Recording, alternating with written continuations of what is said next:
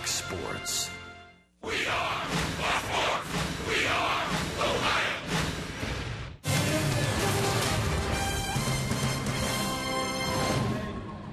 Another nice weather night here in Pittsburgh as the middle game of this series about to unfold. The Pirates were a winner here last night, 7-6. Reds trying to get even here this evening, and if they can do that, snap the Pirates' 7-game home winning streak. Baseball from the Steel City is coming up here on Fox Sports Ohio.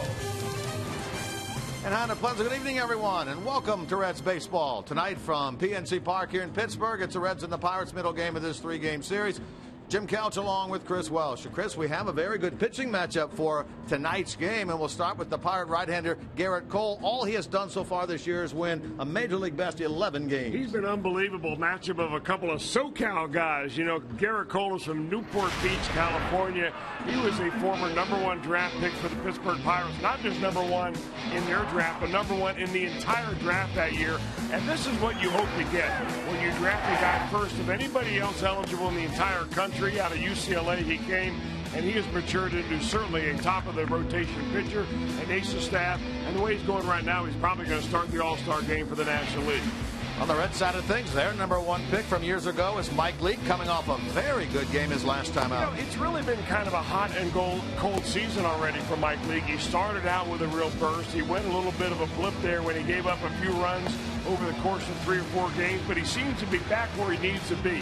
And he's not throwing as many cutters. He's relying more on his fastball and his curveball and his slider. So it's maybe an adjustment for Mike Leake that he's got to have to make again tonight.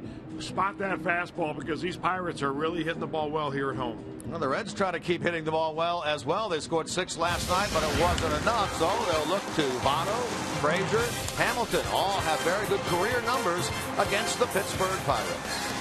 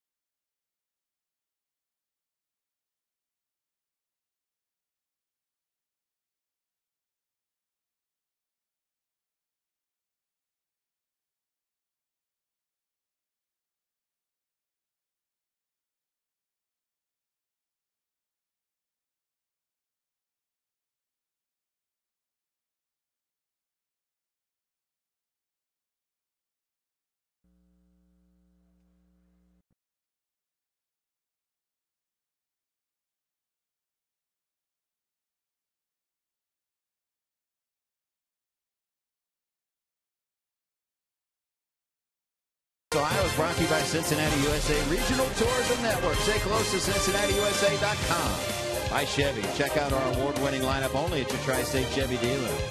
And by Skyline Chili. Feeling good? It's Skyline time. Humidity low, temperatures nice. We're ready for game 2 of a 3-game set. Reds and Pirates in moments.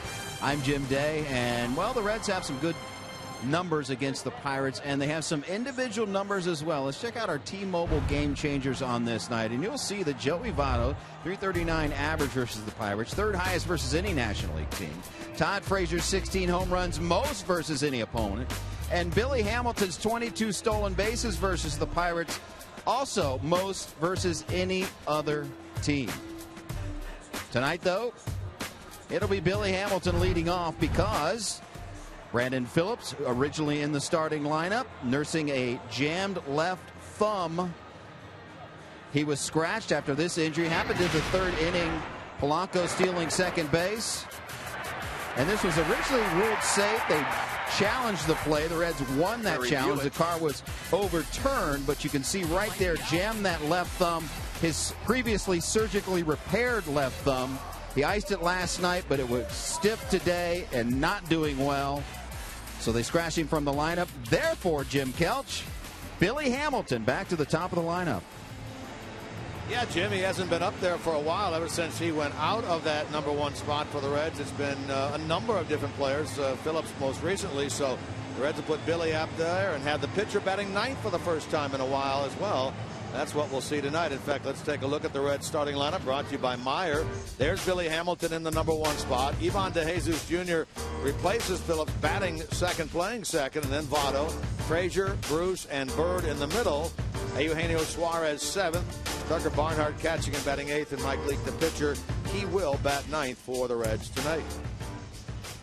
Right here on the mound for the Pirates is 11-game winner Garrett Cole. This guy has lost but one time since the Reds beat him back in early May. He has just been a bulldog for this Pirates team. Really, any way you want to slice up the numbers on Garrett Cole, they come out looking really good. I mean, an earned run average of 1.7 is good enough. You match that with 11 wins. He's likely to be the All-Star game starter for the National League. He only has given up 5 home runs in 91 innings. And the other thing that you look about with Cole is, well, you know, the Pirates have been good about trying to give him an extra day rest here and there. And he has started 5 games when he's had 5 days rest. That's what he will have here when he pitches tonight. And his numbers are even better than they are overall. He is 4-0 with an earned run average of 0.66 when he gets that extra day. So the big hard thrower, he ought to be even more energized tonight.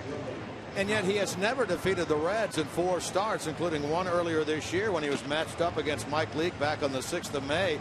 Reds won that game 3-0, and Cole went 5 innings in that game. That's the last time that he didn't have what you call a quality start. You know, that's the weird thing about baseball. There's always seems to be one team that plagues a pitcher or one team that plagues a really good hitter, and it might be the Reds for Garrett Cole. One thing you know for certain, though, when you step in the batter's box, as Don Long told us at the very beginning of that in our pregame show, is be ready for something hard because he's coming right after you. First pitch, a ball to Billy Hamilton, and now a bunt foul, and he's at 1 ball and 1 strike. Jim Day talked about the fact that Billy Hamilton back in the leadoff spot here today. It's the first time since the 15th of May at home against the Giants that he has been in the #1 spot. He'd been the Reds leadoff man in 33 of the first 36 games. Those other 3 games he simply did not start. Then he moved to 8th and then gradually to 9th, where he has been now for a little over a month. Comes into the game at 226. He's been a 300 hitter this year against Pirates pitching. Last night a multi-hit game, 2 out of 4.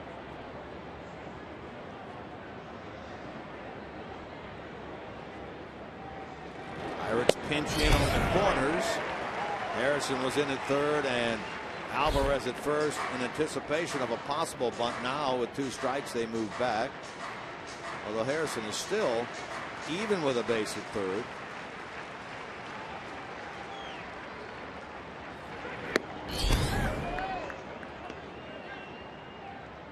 And a full count to the Reds leadoff man. Ivan DeJesus Jr. waits on deck. He's in there replacing Brandon Phillips tonight.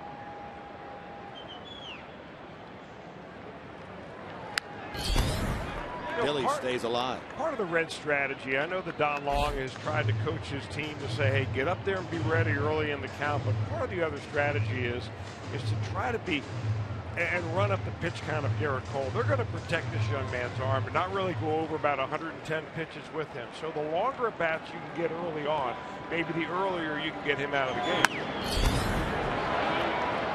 I love this at bat by Billy Hamilton. In fact, I'd like to see more of this type of at bat from him when he's got 2 strikes on him. Shorten up, slap the ball foul a few times, get under the skin of the pitcher. I mean, a lot of hitters don't realize how pitchers hate those pesky little guys that just want to foul the ball off all the time. Interesting you talk about pitch count with Garrett Cole, because in 14 starts this year, only 6 times has he gone over 100 this year. And he's still giving the team 7 to 8 innings. And his ball 4 inside to Billy.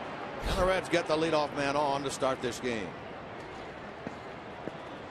Take a look at the Pirates' defensive alignment, brought to you by your Ford dealers behind Garrett Cole. They have Marte, McCutchen, and Polanco left to right. Harrison and Mercer on the left side. Walker and Alvarez on the right side. Chris Stewart gets the start behind the plate in this game. Catching Garrett Cole. Francisco Cervelli, who had a big 2-run homer here last night, gets the night off. Here's Ivan DeJesus Jr. Looks like Billy's out there taking a one-way lead, which means you take a lead big enough that the pitcher has to throw over. And your momentum is going to take you back because you're anticipating his throw over. You want to check his move out a little bit, so you take that one-way lead. Showed you that graphic just as the game got started. What Billy has done stolen base-wise against the Pirates. 24 steals, most against any club. He is 9 for 9 this year in steals against Pittsburgh. And you can run a little bit on Cole, can't you? Well, the league has run a little bit on Cole. They have stolen 5 bases. The Pirates catchers between Cervelli and Chris Stewart behind the plate tonight have thrown out 5. Alvarez holds Hamilton, inching away over there at first. He's going. And a foul ball. He had a great jump on that, and DeJesus fouled it. Hamilton retreats to first. I really don't understand why DeJesus would even swing at that pitch. I mean, there's got to be some kind of communication, I would assume, between Hamilton and DeJesus to saying, hey, I'm going on this pitch. So if you're going to swing through it. But don't foul it off when you got your best base stealer with a big jump. Now, Stewart does have a better percentage in throwing out runners than Cervelli. In fact, it's double. Cervelli at 18%. Stewart, in much fewer games played, has thrown out 36% of would-be stealers.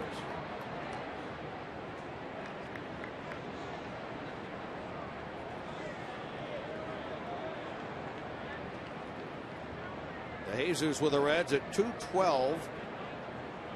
Last started a week ago today against the Tigers. That was that extra inning game. He went 0 for 7 in that one.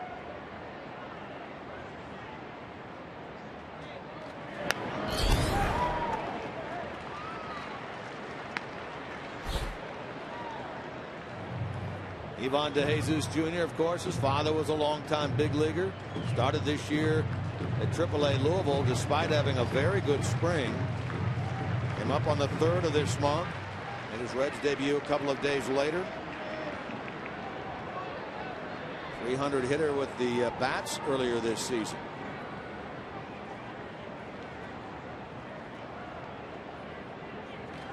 Boy, it looked like Billy had an idea there about going again. Well, he was certainly leaning to second base, and that's why they got the reaction of the crowd the way it was, that they thought they may have had him picked. In fact, Clint Hurdle is going to ask his video guy to take a look at that and maybe challenge it, but he's back down the steps now, and or maybe he's just getting his exercise. You know, he's had a couple of hip replacements in the last 2 years. Maybe keep those babies oiled up, going up and down. He's back in there safe. Any close play anymore, and you take a look at the dugout first thing, don't you? See that manager come walking up the steps? Give his video man an opportunity to take a look at it. He had 3 overturned calls in the game here last night. One at the plate and the 2 stolen bases at second by Polanco that turned into caught stealings.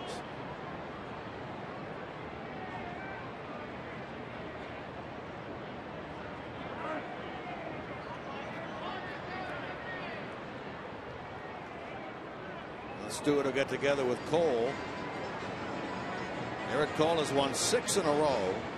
It's the 3rd best ERA in the National League at 1.78. You made a good observation earlier. You said very well could be the starting pitcher for the National League in the All-Star game at Cincinnati. I'm not sure who else it would be besides Cole at this point. I mean, there are obviously some other pitchers having great years. Max Scherzer is having a terrific year in Washington. Threw a no-hitter the other day. He certainly would be a guy that you would think would be on that short list. That's the pitch that Cole has wanted to throw in this at bat. But it's also a pitch that is a good pitch to run on, which is the breaking ball. He gets way ahead. He's going to expand the zone with the ball. Breaking ball, probably throw it in the dirt. Maybe try to get the Jesus to chase. Well, that's the one. If you're going to try to steal a base, obviously you want to go on that pitch.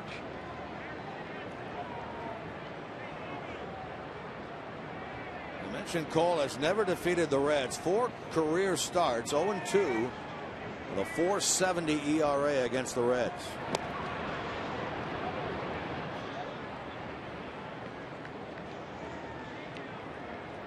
I'll tell you, Billy's in his head. He's thrown over a lot. You can kind of see the expression of frustration when he walked Hamilton after throwing him 8 pitches.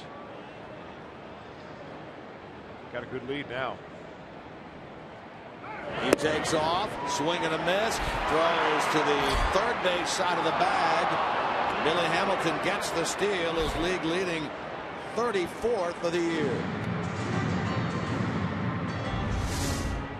Well, Billy got a pretty good jump, not a great jump that time, and the throw by Chris Stewart was on that 3rd base side of the bag, and that may have been the difference right there.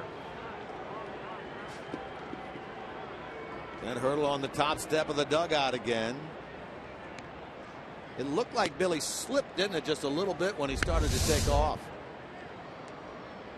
Well, now 10 for 10 this year against the Pirates in stolen bases.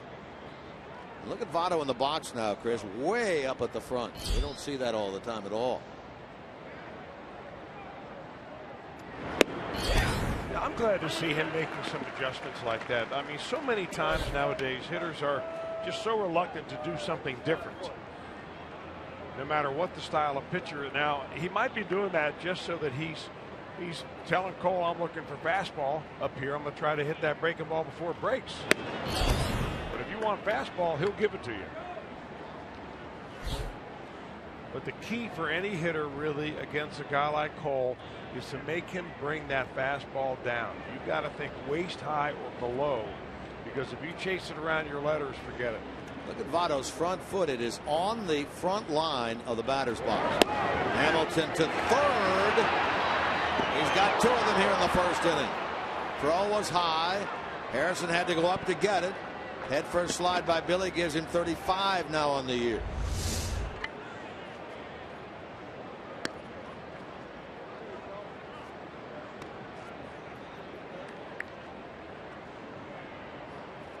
Now with only 1 out. Great opportunity for the Reds to take the early lead. It changes the at-bat entirely now for Joey Votto. Bring the infield in. They don't want to give up a thing here with Cole on the mound.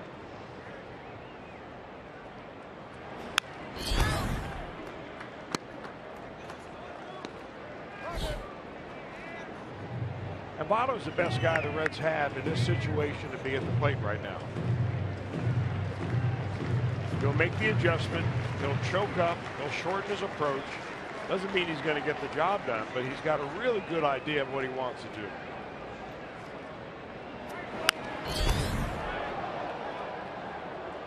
Battling up there against Cole here in this 1st inning.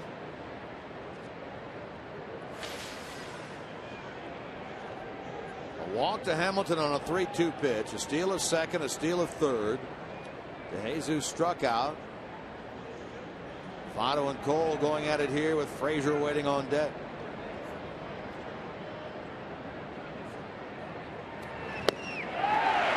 Got him on an off-speed pitch.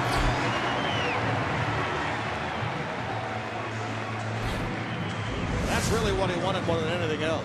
Well, Joey Votto wanted the fastball, and he got the slider right there. Not only does it come across the plate, it's got good depth to it. And when you're geared up for a fastball up around 97 miles an hour and he drops that baby on you, that's a plus pitch. So now the Pirate infield moves back to normal depth as Todd Frazier gets the opportunity. Try to put the Reds in front here in the first. Out on the year at 291. 4 home runs this year, those 23 against the Pirates.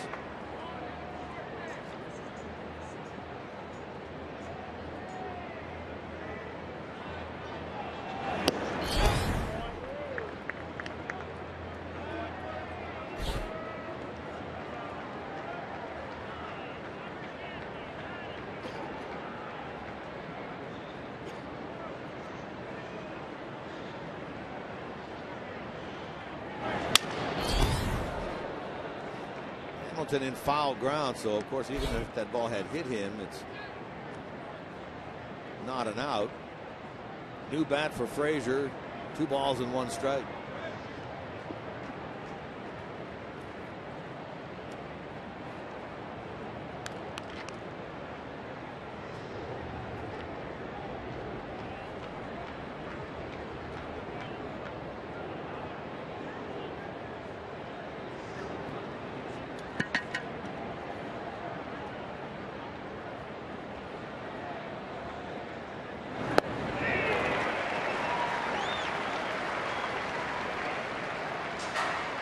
Gets the out of Votto and now gets the strike there on Frazier on non-fastball.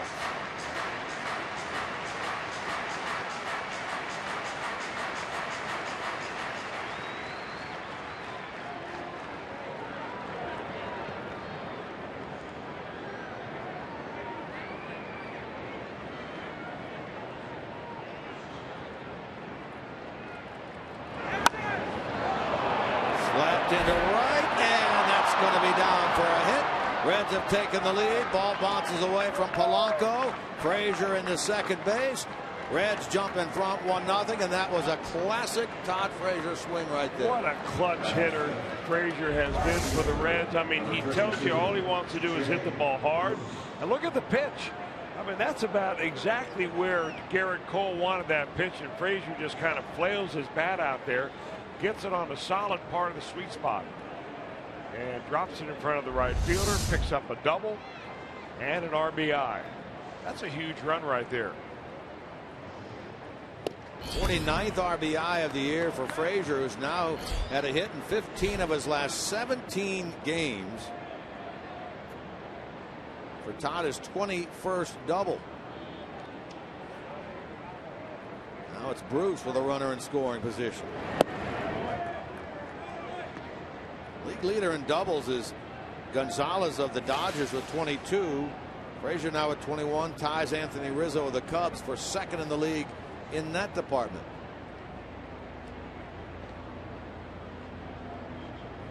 Polanco made a pretty good effort out in right field to get to the ball, slid for it, didn't catch it, and then it bounced off his footer and kicked away, allowing Frazier to go on down to second base. No error given, straight double for Todd.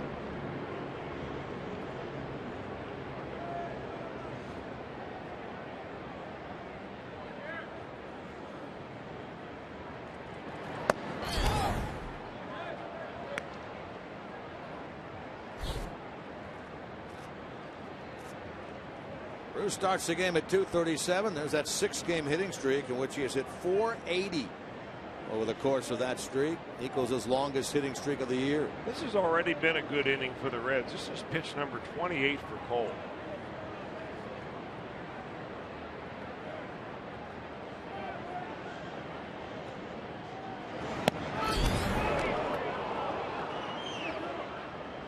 Another 3-2 count now for Cole. I mean, when the goal is around 15 pitches and now you're right up around 28, 29. You know, you've had him pitch 2 innings worth out here. And that may mean a lot considering how tight you hope this game will be and what it means to Cole at the end of the game and what it means to the Pirates as far as going to their bullpen. Which is definitely a strong suit for them. Well, it is, but anybody you've got has got to be a better guy to face than Garrett Cole.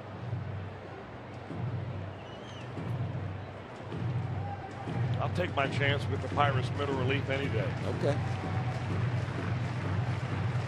30th pitch now of the inning coming up for Cole here in the top of the first.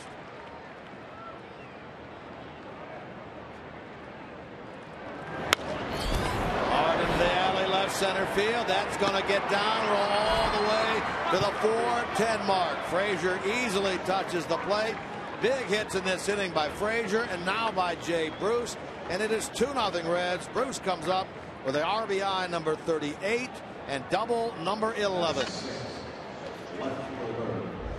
I got to think that there are a few stunned people in this ballpark right now, and one of them is wearing number 45, Garrett Cole. He threw about everything except the kitchen sink up there against Jay Bruce in this at bat, and Bruce finally gets a pitch which still looks like a pitcher's pitch. Down and away, takes it the other way, drives a run in, very similar to the pitch that Frazier hit. So I'm not sure what Ray Searage can say to him except, hey, you keep throwing good pitches, eventually they're going to make it out. Well, those are just two big-time hits for the Reds here in the first against this guy. Both batters battled up there. Frazier with that breaking ball low and away, just threw the bat at the ball, gets a hit. Bruce lines it into that North Shore notch out there near the 410 mark. Now it's Bird. 2-0 Reds lead here in the top of the first. He put the charge into this ball into center. McCutchen back. McCutchen near the wall. That one disappears. Marlon Bird, 2-run homer against his old club from 2013, the Pirates. Bird's 12th of the year, second since coming off the disabled list, and the Reds have struck for 4 against Cole here in the first inning. I mean, that's a shocker right there. Not that Marlon Bird was looking for a first pitch fastball, because you know he was hunting one of those. But Cole threw it right down there where Bird likes to hit him, and all Bird did was put a good swing on it and went right out the front door. That's a big man's home run. The most runs that Cole has given up in a game this year. He gave up 3 against the Reds on the 8th. He gave up 3 against the Reds on the 6th. Now he's given up 4 in the first inning here, and now a base hit in the left field off the bat of Suarez. I don't know what it is about Cole and the Reds, but for some reason he can work his magic against everybody else, but it doesn't work against Cincinnati.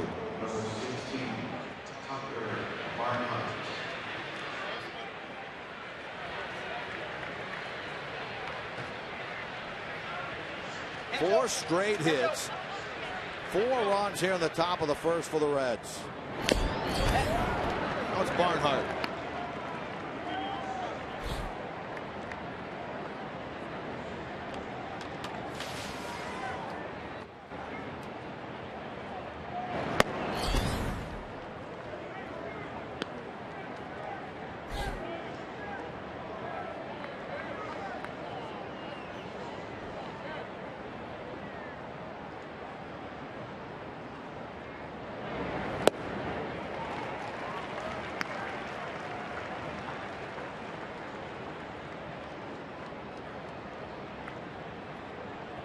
I have no way of looking this up, Jim, but I would imagine that 37 pitches is the most that Cole has thrown in one inning all year long. I can't imagine him having thrown more than that, given the fact that he's been so good just about in every one of his starts. Only twice all year has he given up more than 2 earned runs in a ball game. Those are against the Reds, and both times. And that is 3 times, including now tonight. Hard hit to the second baseman. Walker will throw out Barnhart. Inning is over, but what a fruitful one it is for Cincinnati. They scored 4 times in the top of the first against Garrett Cole.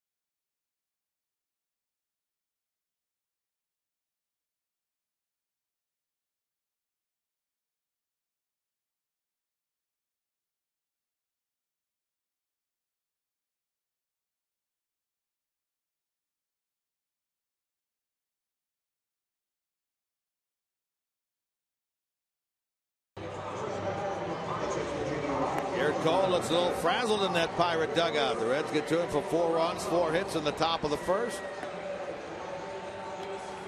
Here's the lineup that Clint Hurdle puts forth tonight against Mike Leake. It looks like this: Polanco, Marte, and McCutchen. Middle 3 is Walker, Harrison, and Alvarez. Mercer, Stewart, and the pitcher Cole batting ninth. Mike Leake on the mound, start number 15. Well, Mike Leake almost had a pitcher's dream. When you're on the road and you have a chance to hit in the first inning, that means your team is doing pretty well. And he came within 1 batter getting to the batter's box against Gerrit Cole there in the first. 4-4 on the year with a 4.0 earned run average. 8 of his 14 starts, Leake has been quality starts, including the one that he is just coming off. He had an outstanding pitching performance his last time out, 7 innings of 2-hit baseball. And in that game against the Marlins, he retired the first 13 that came up there against him. The Marlins did not have a base run until Marcell Ozuna walked in the 5th inning. They didn't have a hit until Christian Yelich singled in the 6th inning.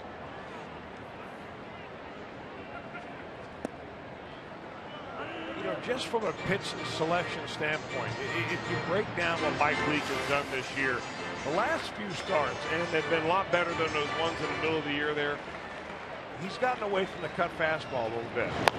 And he's gone more to the slow curve that you're seeing right there and a regular 2-seam fastball. He rarely, if ever, throws a 4-seamer. Now, 4-seamer is a straight fastball that, say, you know, Gerrit Cole would throw up in the zone. That's not Mike Leake's strength. He really wants to pitch a contact and just keep it down. And both these guys, Cole and Leake, come in at over 50% in terms of ground balls. Leake a little bit better at 54, Cole at 52. There's a ground ball to the mound. Leake fields his position well, and Polanco has really been struggling, is out to start the Pirate first. Take a look at the Reds defensively behind Leake, brought to you by your Ford dealers. Bird is out in left field, Hamilton in center, Bruce in right. Frazier and Suarez on the left side. DeJesus gets the start at second base, only his 4th of the year tonight. Lotto at first. Leake being caught by Barnhart. This is the 11th consecutive start for Leake that Tucker Barnhart has been behind the plate. Catching for the 2nd night in a row. He was back there last night with Josh Smith, and he had caught a lot last year down in Louisville. Back there tonight again with Leake.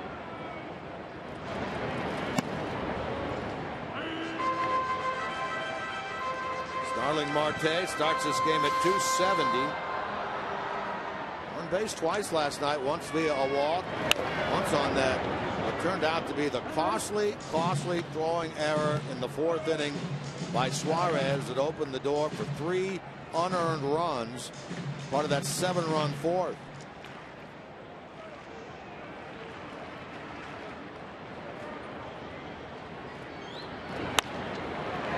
Toward right, Bruce charges, and Jay makes the play. Hit it too good. Marte now 0 for his last 15. Leake has retired the first 2. Boy, this is what you want more than anything else, is to have a nice quick 1, 2, 3 inning after your opposing pitcher went out there and threw up around 40 pitches. You want to get him back on the mound just as quick as possible. That with 2 out, here is Andrew McCutchen. Pirates wore their black tops last night, wearing the more traditional white tops here this evening. McCutchen last night 2 out of 3, including a 2-run homer. That was immediately following the error that allowed Marte to reach in the 4th. That home run was his 64th career home run here at PNC Park. He's hit the most home runs in this ballpark over its 15-year span than anyone else. Last night, number 64.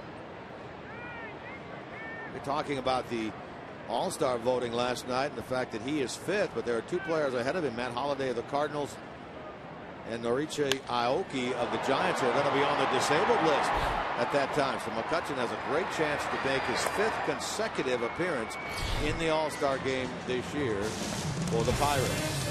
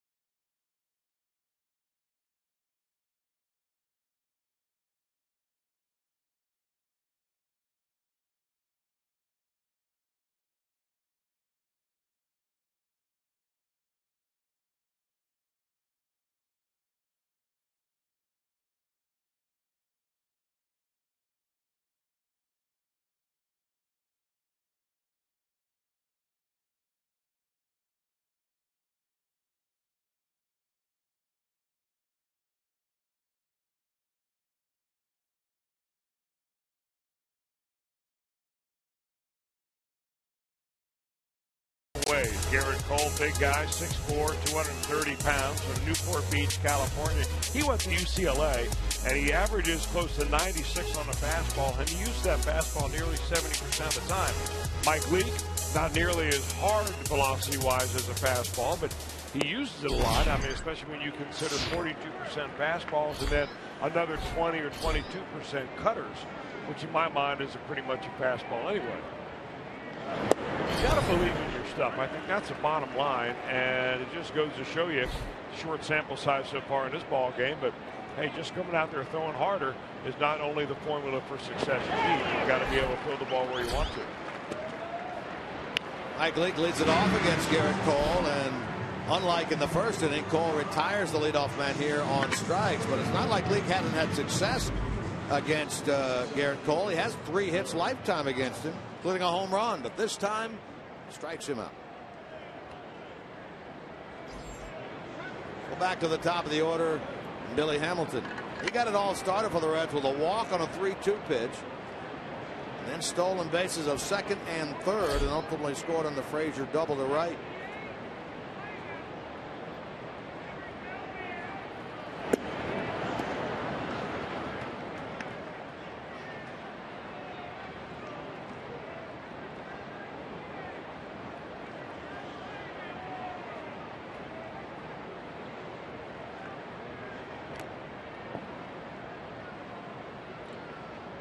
Chris, what do you make of the fact that, what was it, a week or so ago, there seemed to be a little talk about Billy Hamilton discussing the possibility maybe next year, at least over the winter, of giving up switch hitting? I would be surprised if that happened. I would be really surprised if the organization allowed it to happen, number one.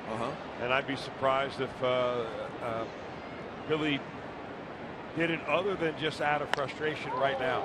Hard hit ball to right. Polanco drifting. Polanco got there. At the last minute, he reached up and caught that ball. Looked like it might sail over his head. I think really more out of frustration than anything else. I think any time a guy's a switch hitter, you know, you take it up later on in life. Billy didn't grow up a switch hitter, and you know, it takes a while to believe in it. And I think that he struggles a little bit. He gets moved out of the #1 spot all the way down the #9 hole. And, you know, there's a certain amount of frustration building with Billy Hamilton because he's anxious to get on base and use his legs.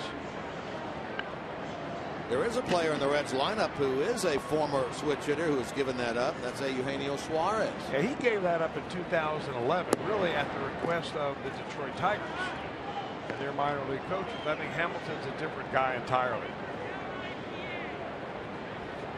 Well, DeJesus bats with 2 men out and nobody on.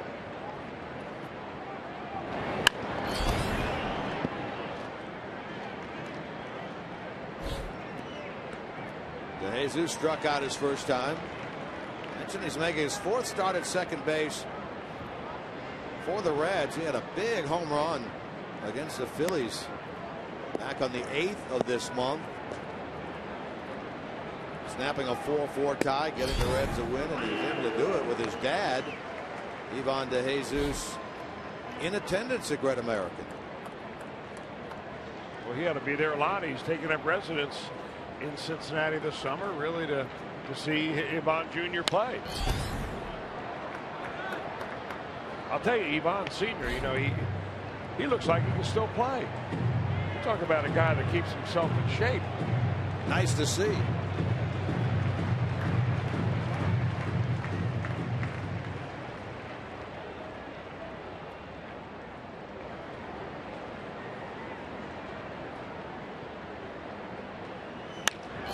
Hard into right center, and that's going to get down for a hit for DeJesus Jr. So after striking out his first time, solid contact there. We've seen him make some good solid contact this year. Well, that was a good adjustment right in the middle of the at-bat for DeJesus Jr. there. I mean, you know, you get down 2 strikes to Garrett Cole, you better shorten your approach a little bit.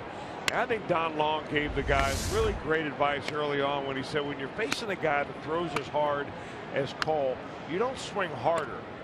You just swing faster, you swing smoother, you swing a little quicker. And you know, and the harder you swing, the actually slower it does to take your bat to get to the ball. And I've always heard that growing up, that against some really fast pitchers, you know, you don't try to overpower them. You use their power to help yours. Look at the adjustment now Votto makes. He goes back to what would be his norm, his left foot on the back line of the batter's box. That first time he was way up in the front of the box. I think he was trying to play mind games with Garrett Cole.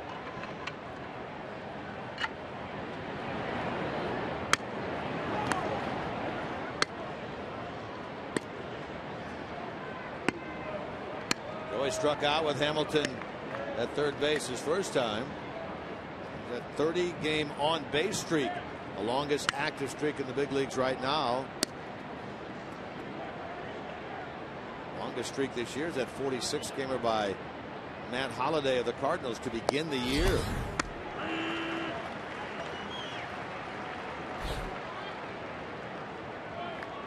Frazier waiting on deck.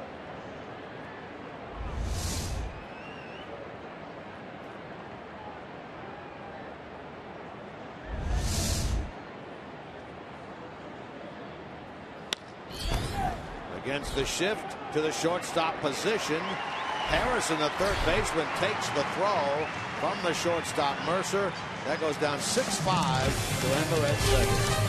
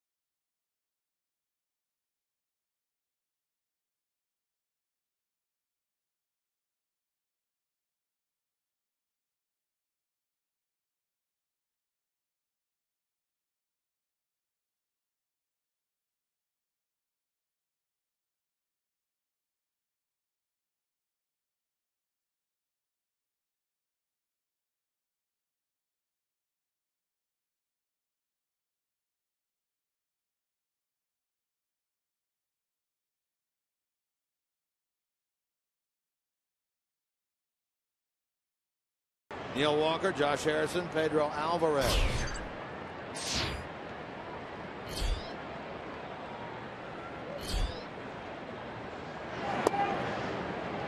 Interesting the difference in innings for Garrett Cole. 38 pitches in the first, 4 runs, 4 hits, only 18 pitches. What he threw in the second, giving up the hit to DeJesus.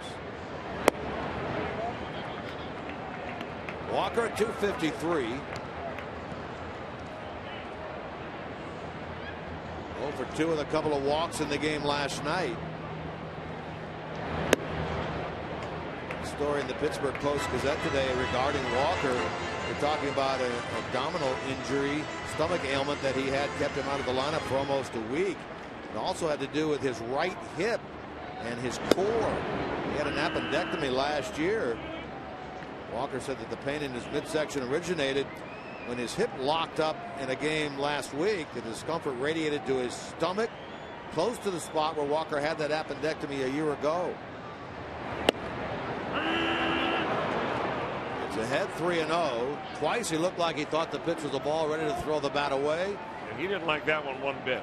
Twice your guy Ted Barrett said no, that's a strike.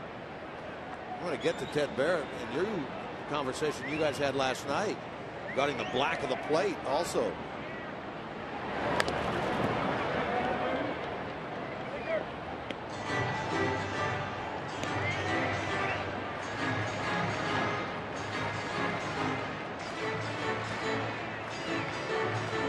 went down and asked him last night, right? Well, yeah, it's an interesting conversation, really, because it concerns something that a lot of people think is part of home plate.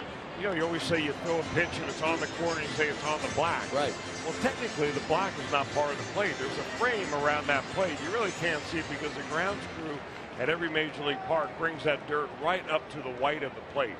But if you excavate that a little bit, you'll see kind of a beveled black edge, and that's the black. Hit well in the alley. One hops the wall. Hamilton will get it back in. That's a leadoff double for Walker here in the second.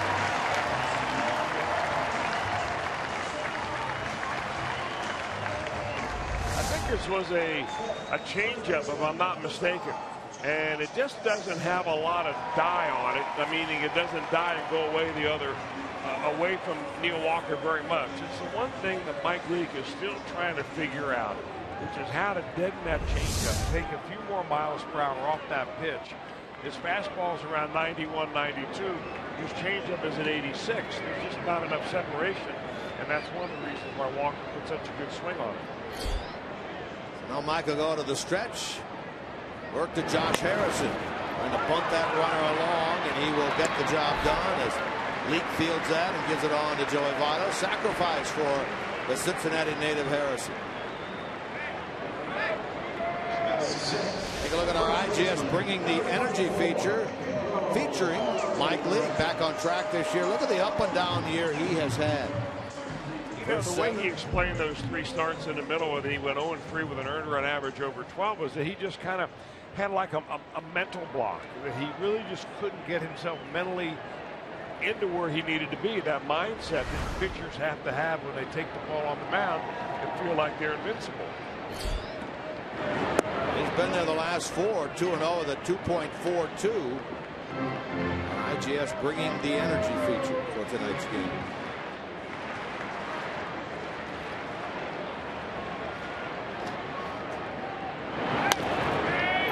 Into the shift on this ground ball. Alvarez jogs down the line and is thrown out.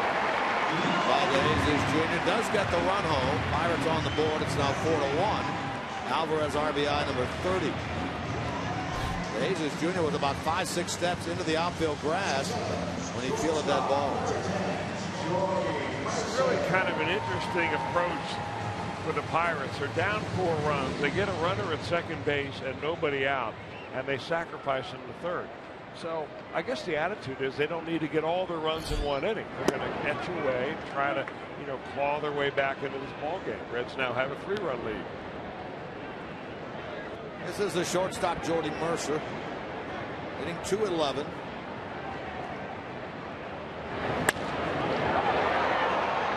Hamilton back. Hamilton gets there. Mercer gone. So are the Pirates, who get one in the bottom of the second against Leake.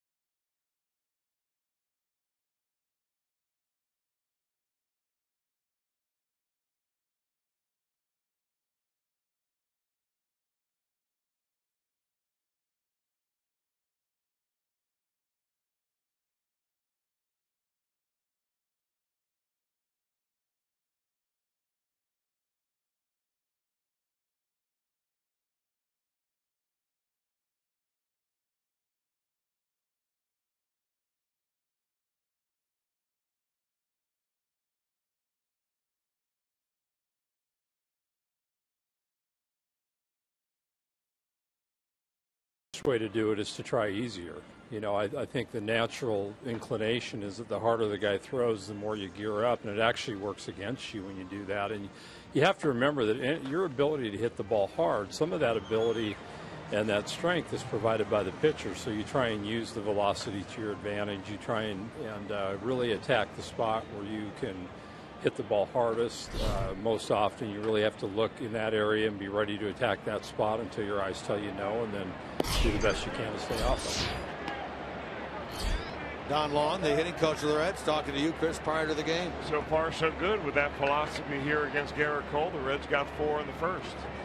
Nice smooth swings we saw there by Bruce and another one by Bird. Yeah, the really rewarding thing was that Bruce and Frazier hit pitchers' pitches. I mean, those are pitches that get you out 95% of the time. Now, sometimes you're going to have a little luck involved, but you've got to be willing to get out there and do it. And what we've seen from Frazier is him shrinking the strike zone just a little bit over the years. He used to chase stuff that was 3 feet outside. He still chases, but not nearly as much. He has taken care of on 4 pitches here and a strikeout, the 4th of the game by Cole. That's the one you just have to lay off, and it's probably the toughest one of all to lay off. That'll be Jay Bruce, as we're seeing more what we expected now last inning and here early in the 3rd from the right-hander Cole. You have to go back 20 starts. 4 runs the Reds have put up against him snaps a 20-start streak since he allowed 4 or more earned runs in a game, dating all the way back to early September of last year. 20 straight starts in which he allowed 3 or less earned runs in a game. Well, he was due. Now the question is, can they add on to that and or hold the Pirates offense at bay? McCutcheon going to handle this. 1 or 2 out. Follow the Reds wherever you are with MLB.com at bat, the #1 app for live baseball. At bat is up to the moment at any moment with in-game highlights, live look-ins, replay reviews, radio broadcasts, StatCast, and much more. Get MLB.com at bat for your smartphone or your tablet.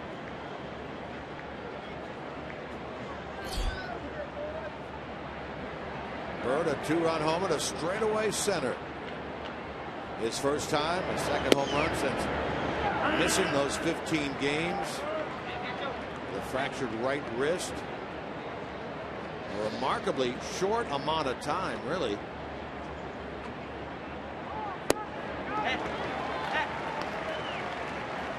They had only a game and a half of rehab down at AA Pensacola. They had a home run down there.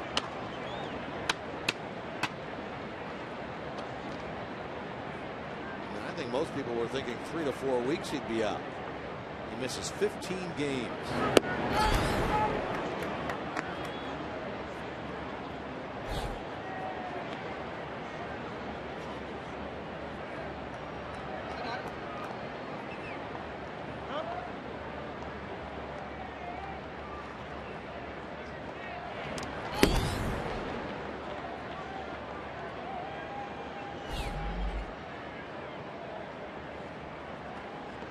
Pirates start today 10 over at 40 and 30. They are still the second place team in the Central behind the Cardinals. The Reds begin today 13.5 back.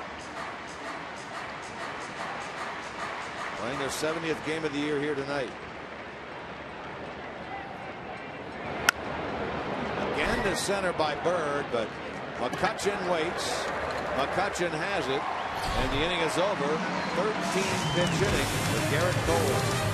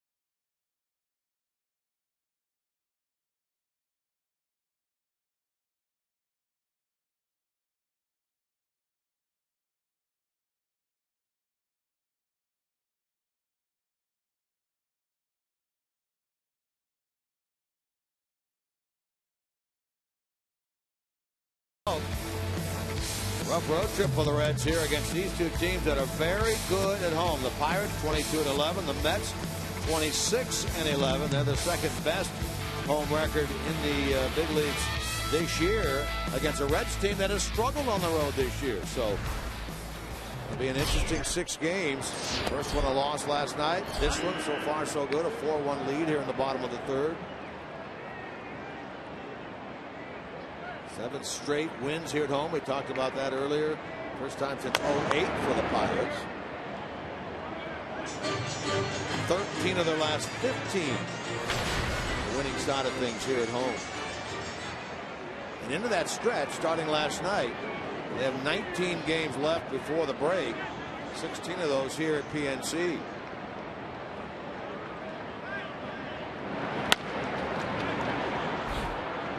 Leake waits for Votto to get to the bag and throws out Chris Stewart. First out, bottom of the third.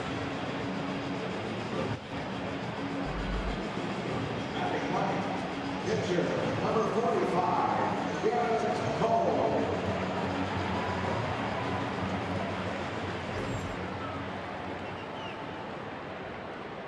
Pitcher against pitcher here. Leake against Garrett Cole. Well, 5 hits this year. Career-wise, a 187 hitter.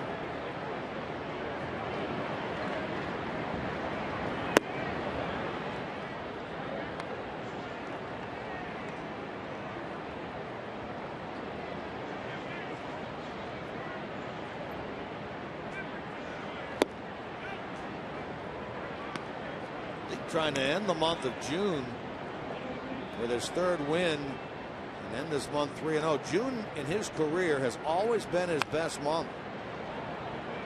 Tonight's game 14-6 with a 3.07 ERA in the month of June lifetime. 14 wins, 3.07, all career best for him.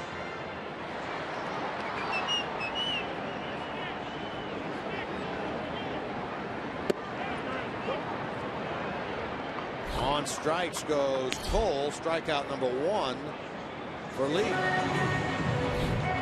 Reminder, as you enjoy tonight's game, we look forward to bringing you a Miller Time moment of the game a little bit later on, brought to you by Miller Lite.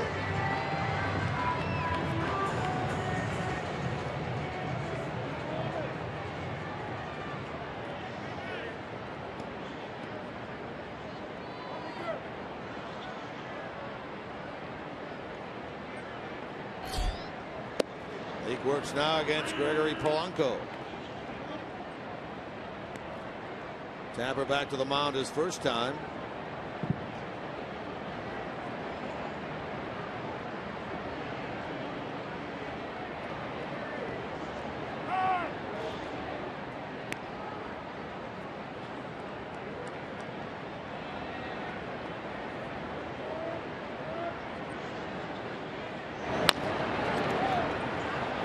Jesus Jr. pick and throw, and for the second time tonight, Leake retires the Pirates in order, and we are through 3. Reds up 4-1.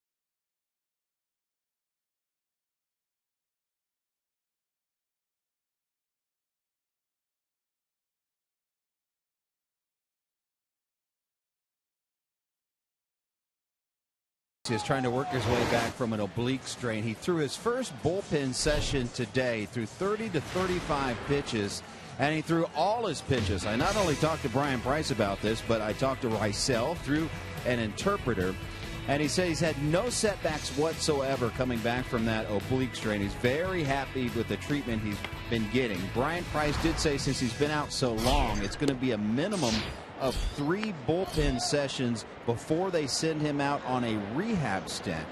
But if all goes well, they expect the young Cuban to be back on the big club before the All-Star break, and that would be terrific news for the Reds, obviously. Well, thank you, Jim. The Reds have the rest of this road trip in New York, then homestand against Minnesota and Milwaukee, and then that final trip before the break would feature Washington and then down in Miami. Yeah, it really doesn't change much at all for Rysel Iglesias. In fact, it makes the decision on how the Reds are going to handle his innings a lot easier. I mean, Iglesias, it's been quite a while since he's really stretched his arm out over a period of a lot of innings.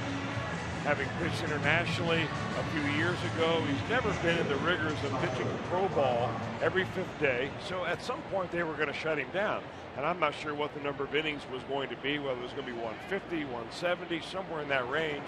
Of course, depending on how he, was throwing and such. But now that he's injured himself and come back, non-arm injury, that's good. And you come back 100%, you automatically have your innings shut. Tucker Barnhart, who had a 2-hit game the other day, solid contact here, and a base hit into center. When you say Chuck and Duck.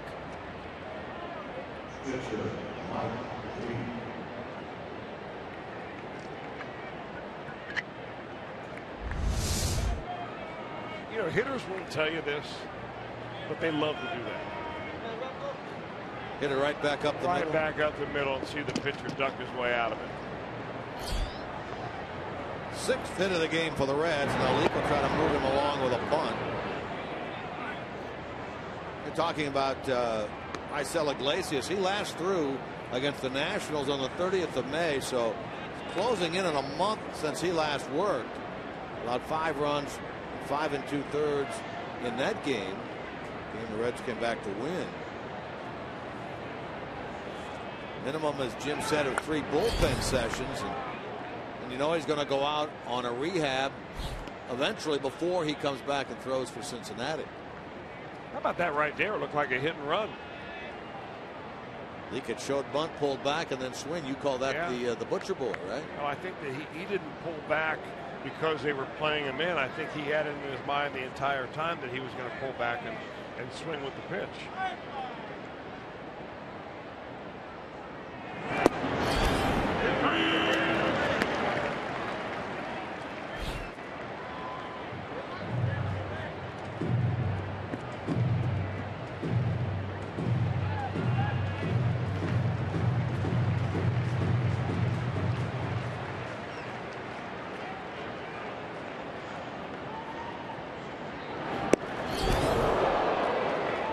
Spins him around. The Pirates asked for an appeal at first base, denied by Chris Conroy. I'm not so sure that he didn't offer it that thing.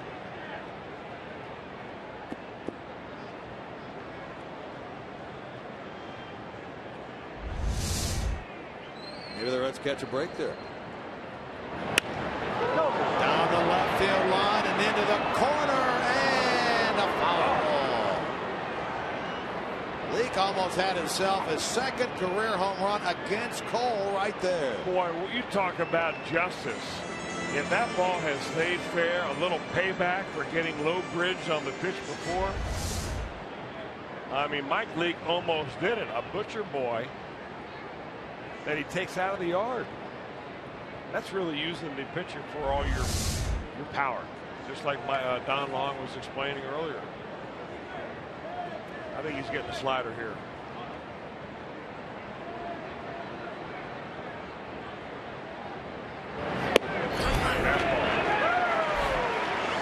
Joe bunted, took it right at the knees. Strikeout number 5 for Cole. Or 2 out. I'm sure you're a part of Major League baseball All-Star action by coming out to Great American Ballpark on All-Star Sunday. That's July the 12th for an exciting doubleheader. Tickets are available now at allstargame.com.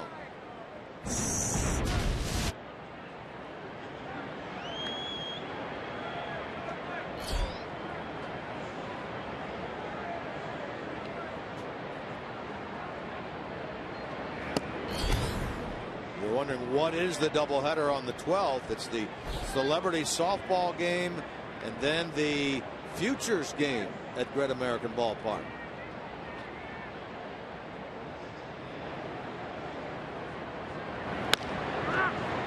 Alvarez steps on the bag. Hamilton out. And the inning is over. There goes the bottom of the fourth. Reds lead by 3.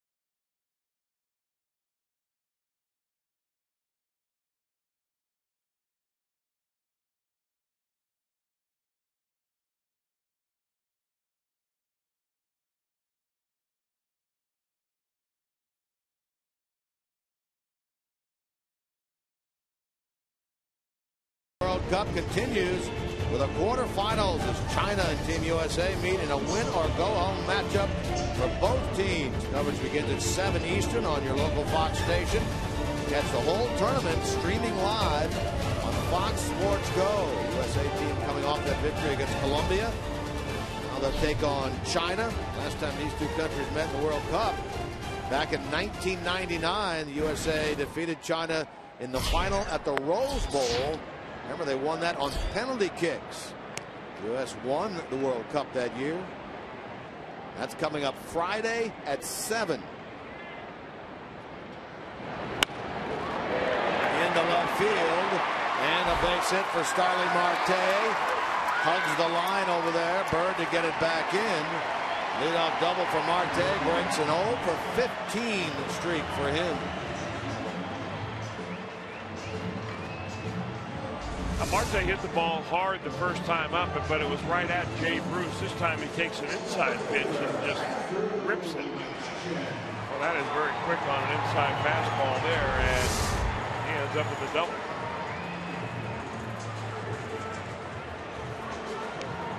Pirates trying to chip away. It was a 4-0 Reds lead after 1/2 inning. They get a run in the second. The leadoff man out at second base here in the fourth. Andrew McCutchen.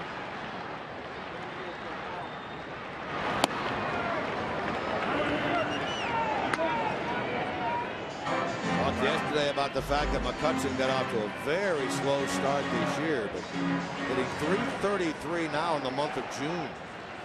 He did not like that call by Ted Barrett. That was a perfect pitch by Mike Leake right on the corner. Now you can expand it a little bit. That's where Tucker is, and he chases it and can't hold up the swing. McCutchen has that shin guard on his left shin, but underneath those you can see the old-time Pirate baseball socks there. Yeah. Well, but when you think about where he is right now in his mind, he's not really sure where that outside zone stops and where the ball starts.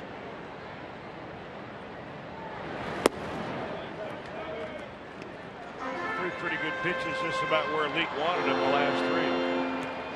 Will he come in to try to change his eye level a little bit, or will he just stay outside? For the most part, teams pitch McCutchen low and away. But a good hitter like that, there's never just one way to get the guy.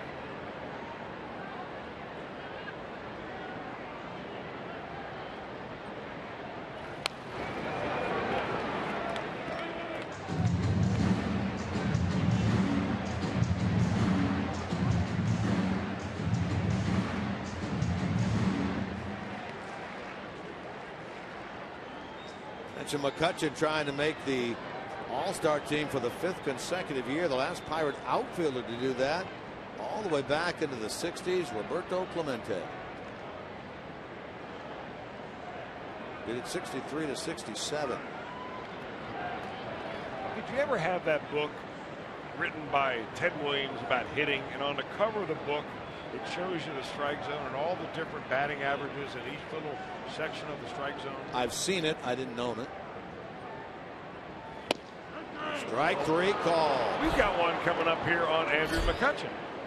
And down and away is the spot. You can see why Mike Leake is just peppering that down and away spot. There's a reason for that. Because if you can get it to the spot, and I'm talking about down and away here,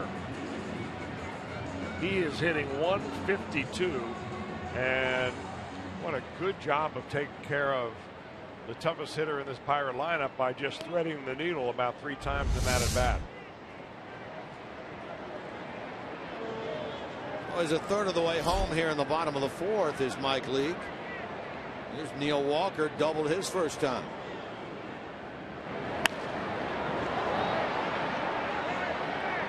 Frazier chasing, and he can't quite get to it.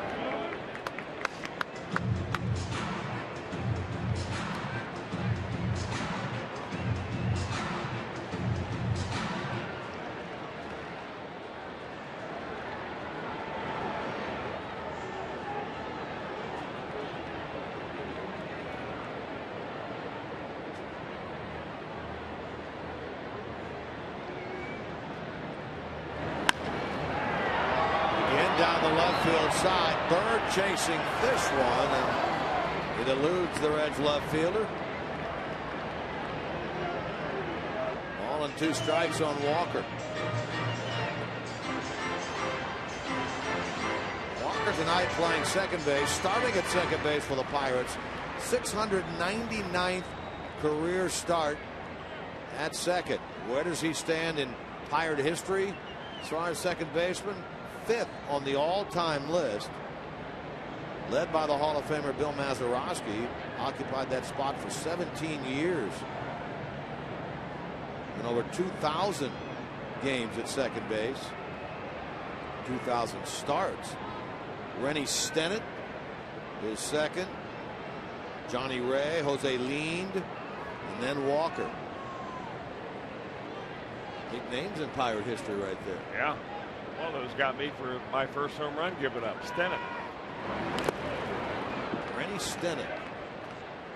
The first home run you gave up in the big league. Yeah. He was playing for the Giants at that point. All right. No doubter.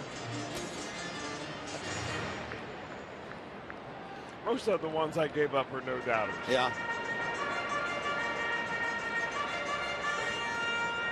You know, I wonder, and I don't know, I very well could have.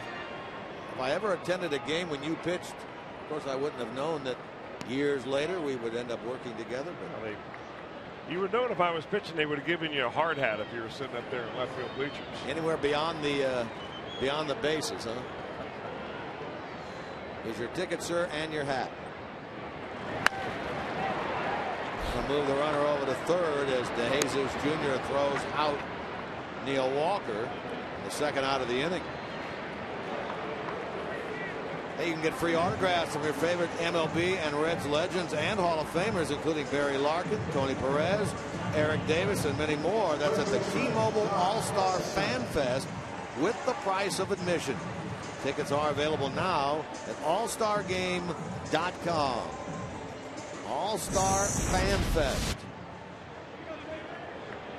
You experience that to a certain degree every year at Reds Fest, Duke Energy Convention Center.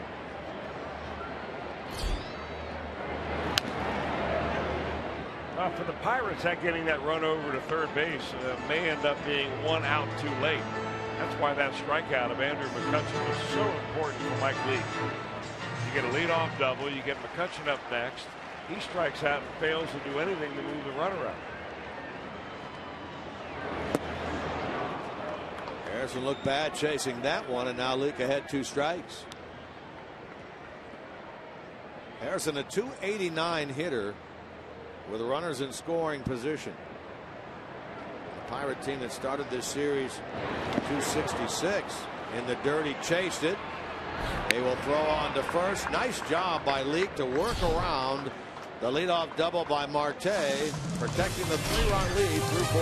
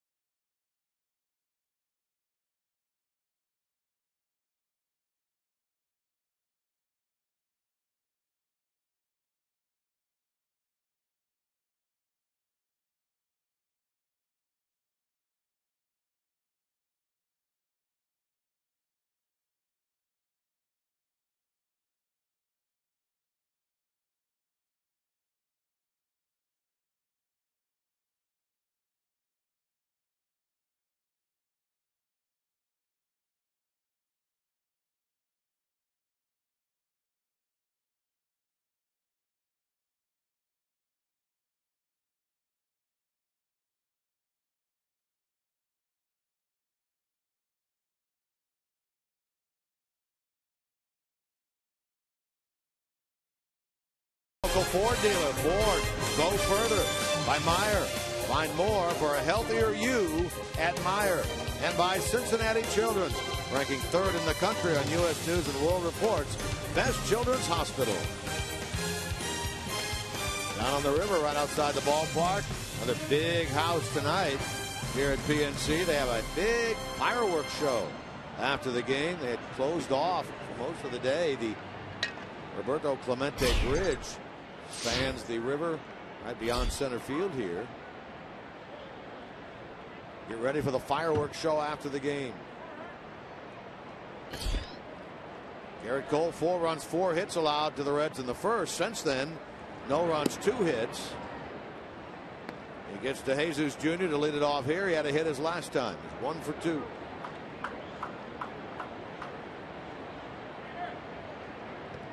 Cole has walked 1. He has struck out 5.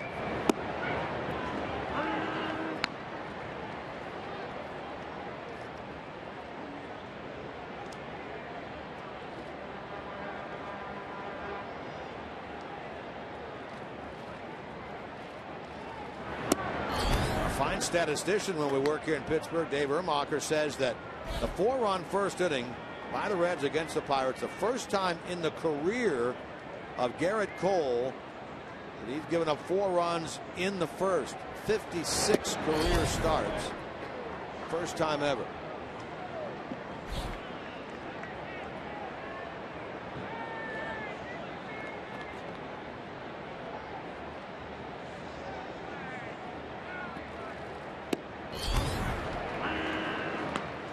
really kind of interesting when you compare Garrett Cole and Mike Leake.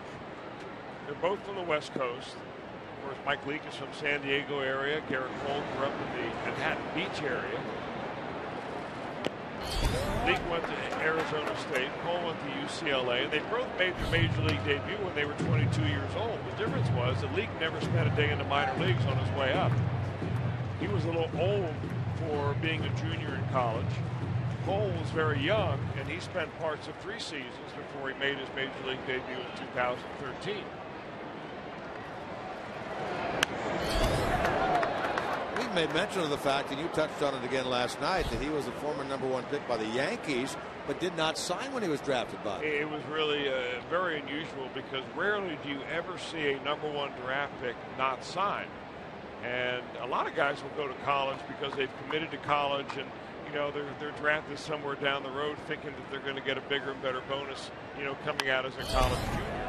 Sometimes a kid will go to junior college so that you're eligible after your freshman year and your sophomore year and your junior year. But if you go to a 4-year school, you're not eligible until after your junior year in college. I think as the story goes, his dad was a big Yankees fan. Yankees draft him, but they don't think he's ready to play professional, so he turns it down, right? Well, he had a conversation with his family. You're right. He went to Orange Lutheran High School in Orange, California. And when the Yankees got him, it was in the first round, but he was the 28th pick overall. Now, the Yankees were going to offer him $4 million, which was more than what that particular spot would normally get. But he had already committed to UCLA. They talked about it, and they decided that he would rather go to college and sign with the New York Yankees. Immediately the runner takes off, and the throw is going to be in time. And DeJesus Jr. cut down by Chris Stewart on what did not look like a great pitch on which to throw for Stewart. Well, maybe not.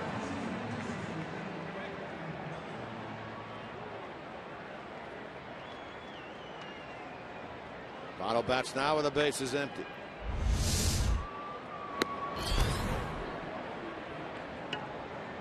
It goes as your typical 2-5 caught stealing at second. Josh Harrison on the shift taking the throw.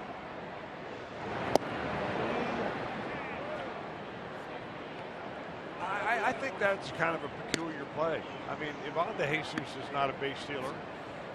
Maybe they thought with the Pirate defense the way it was that they could have like a sneak attack stolen base. I think you open up more holes when you have a runner at first base and Votto up than nobody up. Although he really hasn't figured out much about Garrett Cole tonight. Cole struck him out the first time on a breaking ball. Got him on a little ground ball his last time out of fielder's choice. He is really choking up there. Last night we saw him lay down a bunt. He won't do it here with 2 strikes.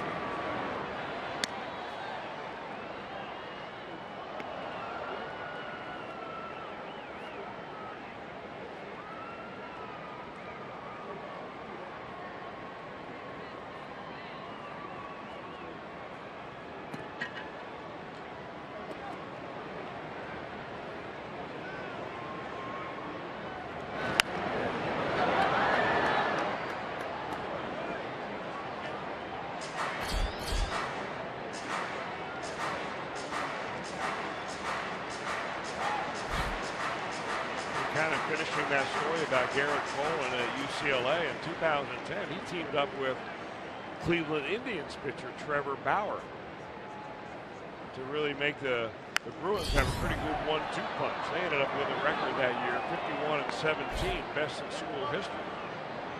And they were the second best team in the country. Cole went first in the draft that year. Bauer went a little bit later in that draft.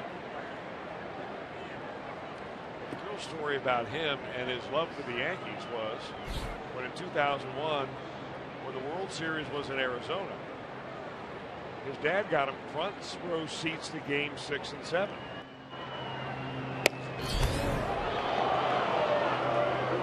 And a newspaper published a photograph that had Garrett Cole right on the page holding a sign that said Yankees fan. Today, tomorrow, forever.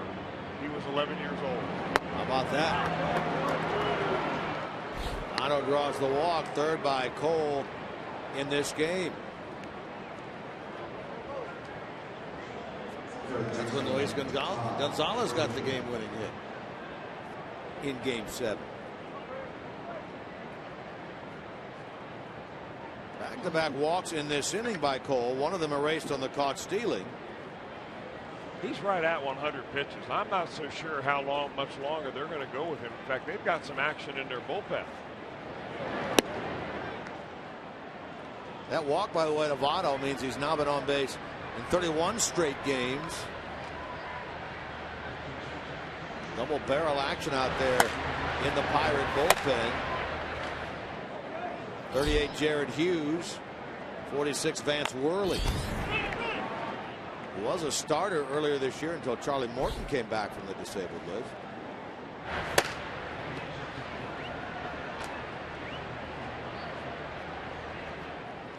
Actually, that is not Worley. That is Chris Volstead. Pitcher just up from AAA Indianapolis. A text message today from the voice of the Indianapolis club, Howard Kellman, talking about how Volstead has been doing down there with the Tribe. Appreciate that, Howard. I'm really glad you stay in touch with Howard, because he is really one of the gems of Indianapolis baseball. No question about it. And the Pirates AAA club, they're having a very good year. They're in first place. Been there a long time. He was there when I was a player in the 80s. They're ahead of the Louisville team. Charge into this ball into center by Frazier, but there to make the catch is Andrew McCutchen for the second out. Batter will be Bruce. Coming up on Friday, July the 3rd, cheer on your Reds. They take on the Milwaukee Brewers. For as low as $12, you can get yourself a ticket. Plus, stick around after the game for a Fireworks Friday show featuring a live concert by the Cincinnati Pops Orchestra, presented by Coca-Cola. For tickets, call 513-381-REDS. Visit select Kroger locations or go to reds.com/tickets.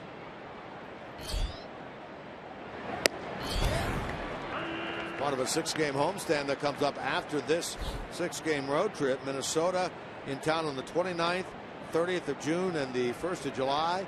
July the 2nd is an off day, and then the 3rd, 4th, and 5th. That's Friday, Saturday, Sunday, 4th of July weekend. Milwaukee in town. That one off the glove of the shortstop Mercer. Down to second base goes Votto. He slammed on the brakes as he came around the bag as that ball was chased down by the shortstop. That ball hit very hard by Jay Bruce, normally very sure-handed. That ball goes off the glove of Mercer. That's a good decision by Votto, because it would have been a race to the bag for him with Josh Harrison. Harrison had a head start, and Mercer heads up, checked out where the runner was, and threw the ball right on the money. You talk about being hard hit. Bruce is awarded with a base hit on that, his second hit of the game. First and second with 2 out. Bird at the plate. Reds now have 7 hits.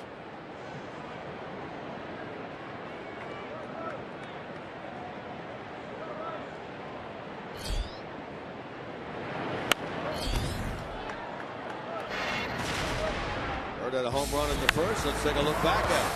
First pitch swinging, Bird gets a ball down, and he loves the fastball down. I think it was a fastball. I'm almost certain it was, but whatever, he launched it out of here right out the front door. Right into the hedges out there in center field.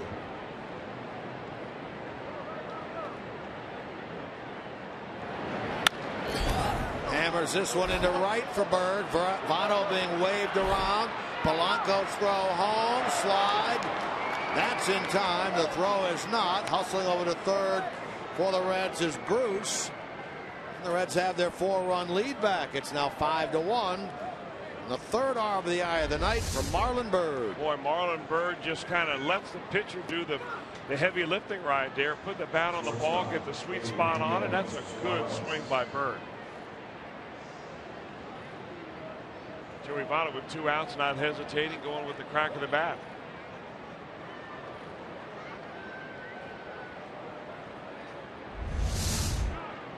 Time called. Out of the dugout now comes Clint Hurley. Goes to the home plate umpire Ted Barrett, indicating he's going to make a double switch here. The pitcher due up fourth in the bottom of the fifth. So Reds had an initial 4-0 lead in the first. Pirates go to run in the second. Reds get one back so far here in the fifth with runners at the corners and 2 out and a chance for more. Garrett Cole knocked out of this one, his shortest outing of the year. Time for our Skyline Chili call to the bullpen.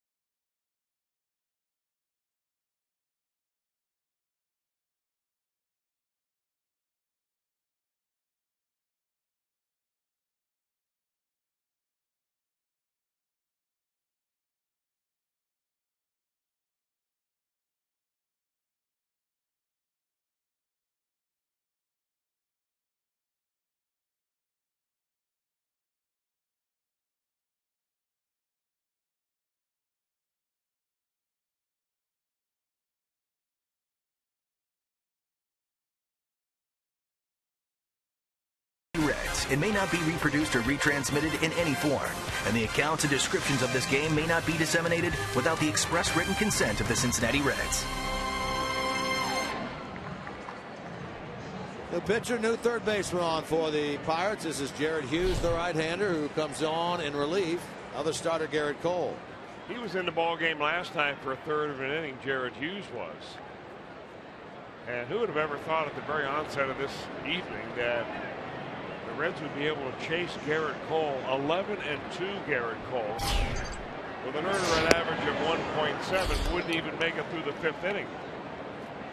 You know, it's uncanny that here he is in 14 starts this year.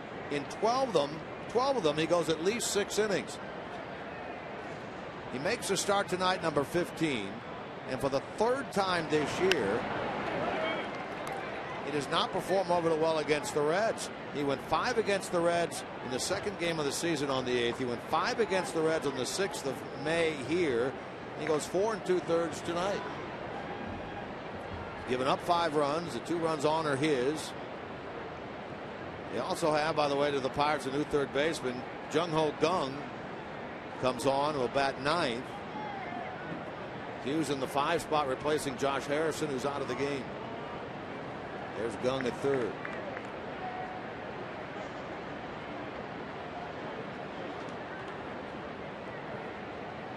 Suarez trying to add to the Reds' 5-1 lead.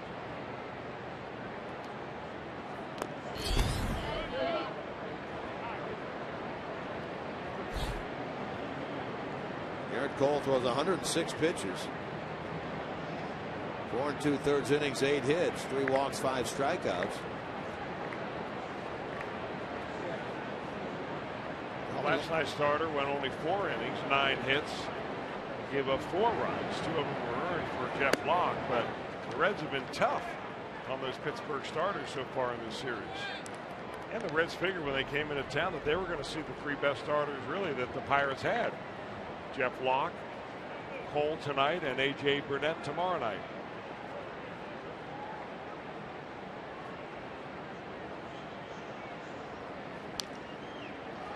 Peak right there you saw was tomorrow night's starter A.J. Burnett, having a career year really for Pittsburgh.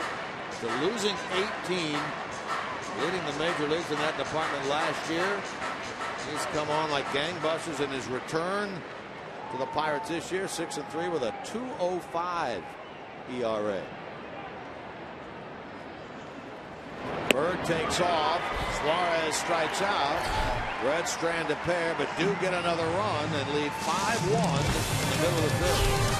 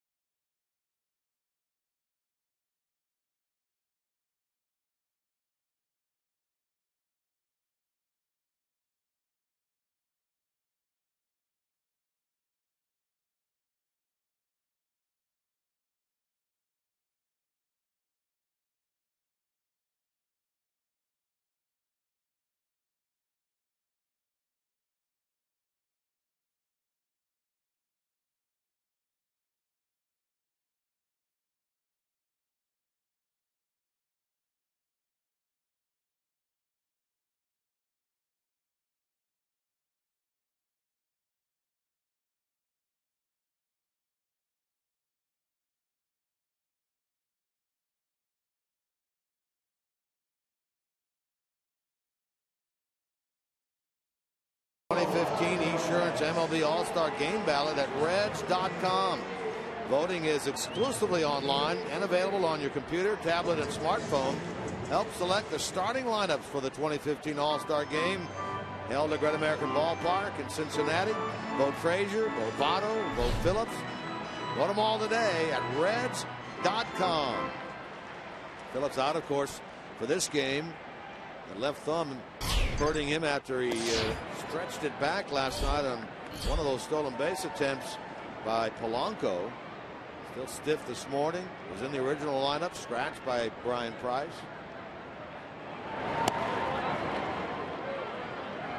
Leak working here in the fifth inning. Pirates, despite their win last night, did not gain any ground on the Cardinals, who won their game against Miami, and those two teams going at it again tonight. Big pitching matchup going on there. Well, you're not kidding about that. Former Red Matt Latos is on the mound for the Miami Marlins in that against Jaime Garcia.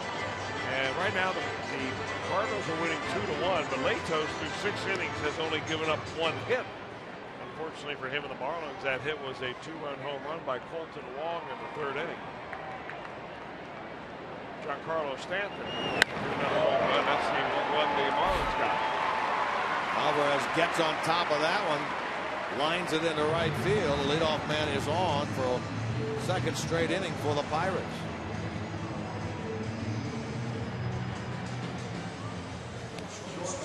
Hit number 3 for Pittsburgh. Alvarez with that ground out in the 2nd did produce a run. 3 for his last 21 prior to that base hit. And now it's Jordy Mercer.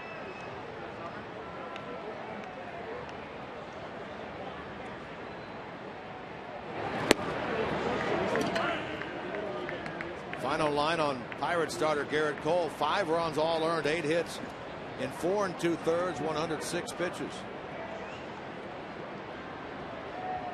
Leak, by the way, talked about Cole never having defeated the Reds. Leak has 7 career wins against Pittsburgh.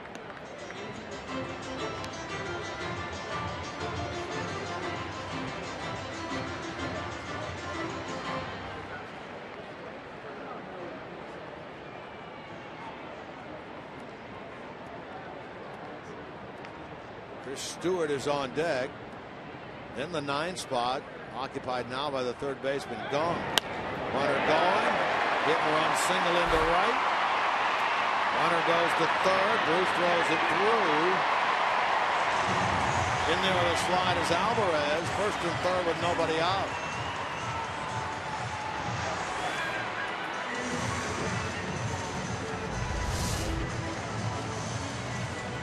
Mercer has good wood on the ball as last time, and he really does a nice job on that. You're right about the hit and run. That's the only way you're going to send Alvarez to second base running, is if you have some protection at the plate.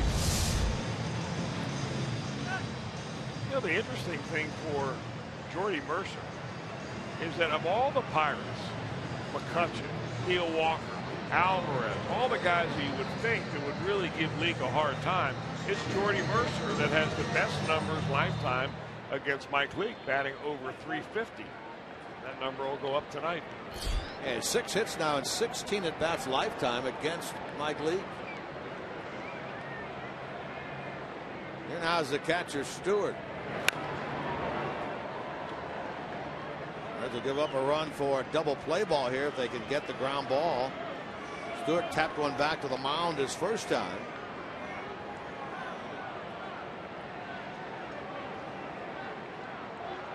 Making his 16th start of the year for the Pirates. They've done very well when he's been behind the plate. 12-3 in the 15 games in which he has started behind the dish. Back to Leake. He goes to second. Bad decision. Out there. He had the runner Alvarez. Hung out to dry at third base, Chris. And elected not to get him in a rundown. Yeah, I think what happens is that you tell yourself ahead of time, what am I going to do when the ball is hit back to me? And it's hit back to him. But he looks at the runner right there, and that momentary look at the runner is what caused him not to be able to have a double play. And of course, if you're only going to get one out, you might as well get the guy at third base. Not only that, but DeJesus wasn't even at the bag. I think that he was faked out by Mike Leake as well. Yeah. Maybe if DeJesus was there, they would have had a chance. But I mean, even if you don't think there's going to be a play at the bag, you ought to be over at second base anyhow. Give Stewart a run batted in. They get a 5-2 game. Over at first base now is Stewart, and here's Jung Ho Gong batting for the first time in this game. Pinch hit called out on strikes in the 5th inning in last night's game. He's hitting .271 with 4 home runs. He's driven in 25 his first year over here. A line drive that just gets over the glove of DeJesus. A base hit for Gong. And it's first and third now with 1 out for the Pirates. They will bring Polanco to the plate representing the tying run.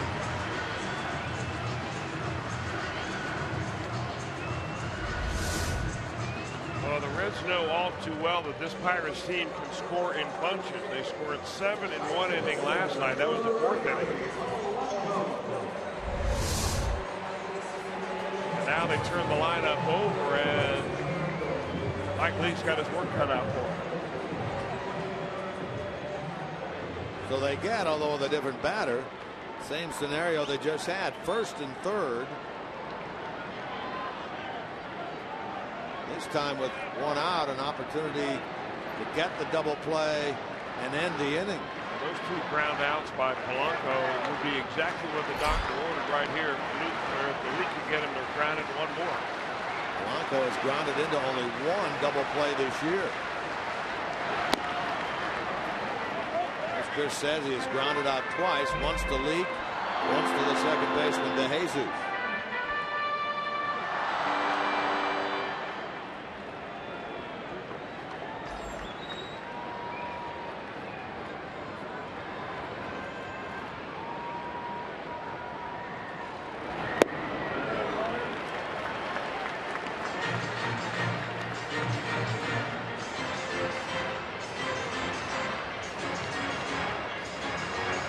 Good numbers with runners in scoring position for the Pirate right fielder.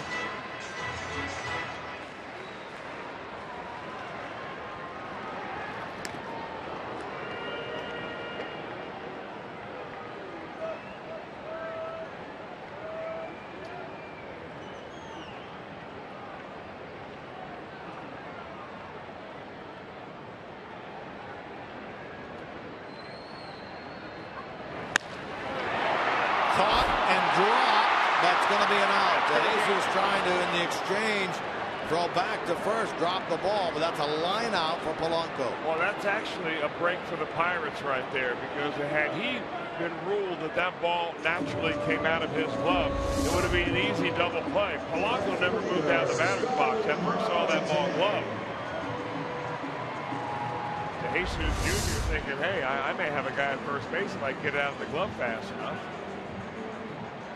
Reds catch a break. That ball was hit right on the button. Now it's Starling Marte, doubled down the left field line his last time, snapping an 0 for 15 drought. He represents the tying run. And a dozen home runs this year. To the mound, and Leake makes the stab of that one. Underhands it on to Votto. And the Reds bend but don't break. They give up a run and lead through 5 here in Pittsburgh, 5-2.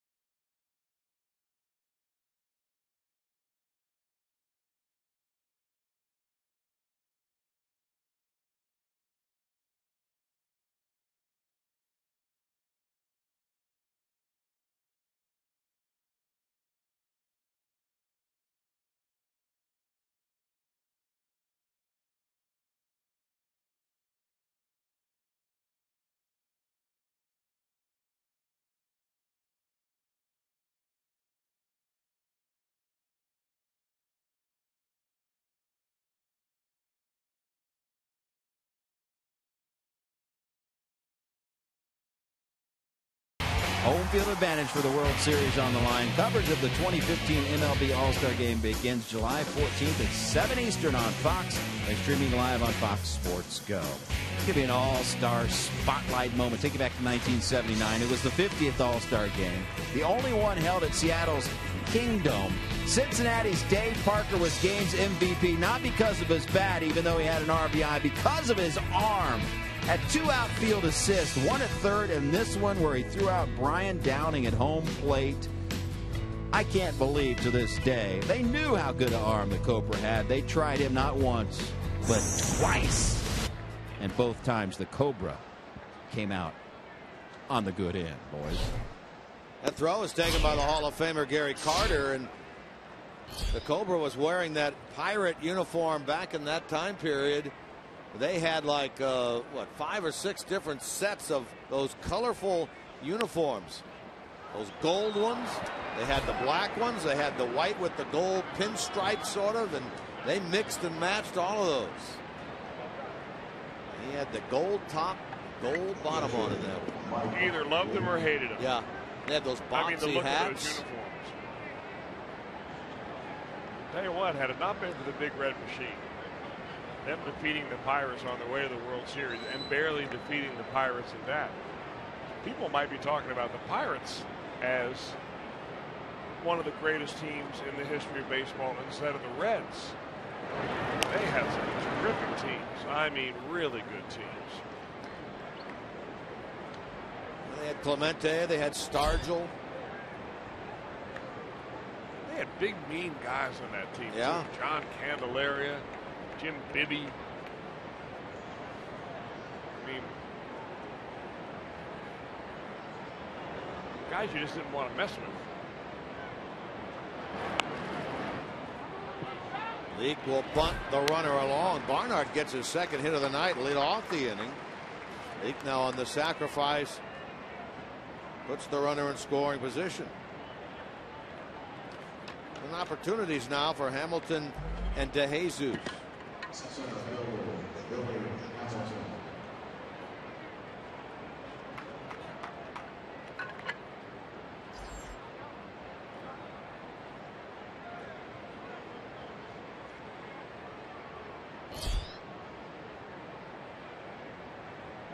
Talk about the Pirates, though, in the 70s. Not like they didn't win a World Series. They did win in 79. They won it also in 71 to left field, and Hamilton is the second out of the inning.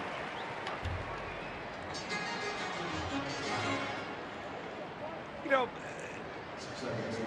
that play happened so fast, I didn't get a chance really to talk about what might have been able to work.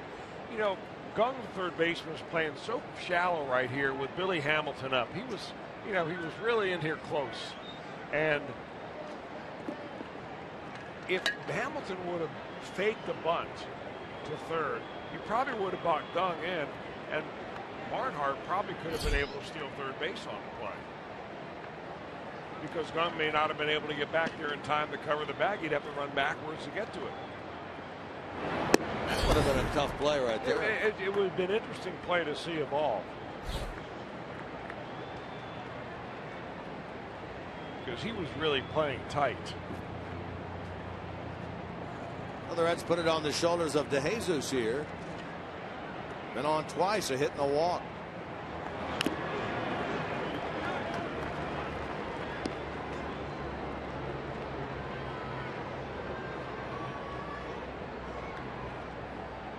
Multi-hit night for Tucker Barnhart. 2 of the 9 hits the Reds have picked up.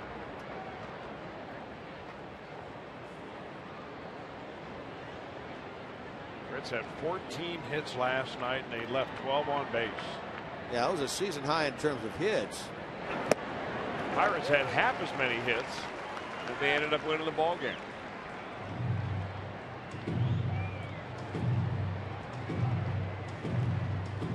Earl had to figure he snuck one by last night. And the Pirates took advantage of an opportunity given them on that error. Got a run there, and then the 2-run homer by McCutchen in the end sealed it.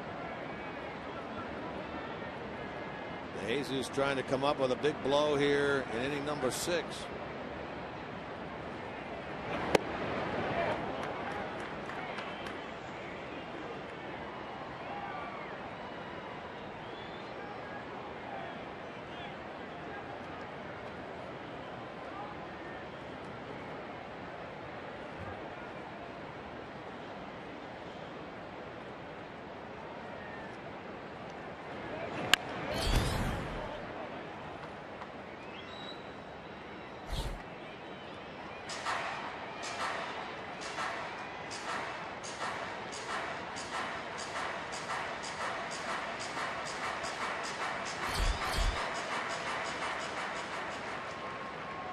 Awfully relaxed, waiting on deck over there.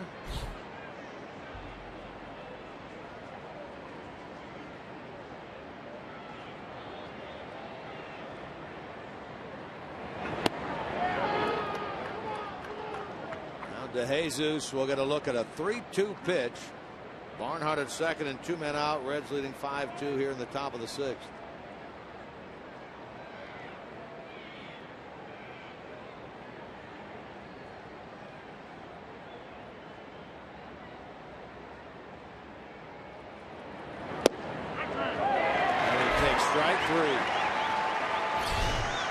Strikeout. The Red batter here tonight.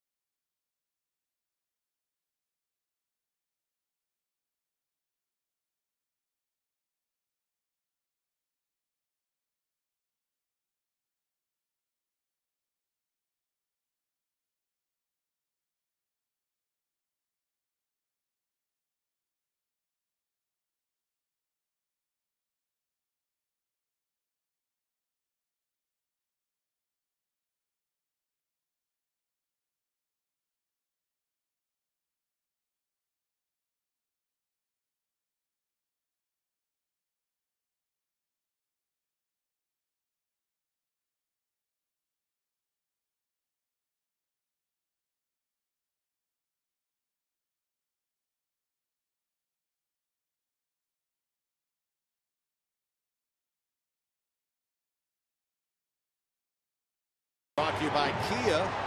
Take a look at these numbers. Last 15 starts against the Pirates for league. He is undefeated at 6-0 with a 3.21 ERA. The Pirates last hung a loss on Leake early May of 2012, over 3 years ago.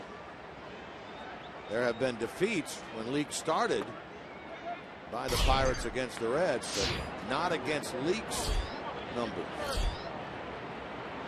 McCutchen leads it off here in the bottom of the 6th. He shoots one to the alley in left center field. Hamilton to cut it off, and McCutchen held to a long, hard single there.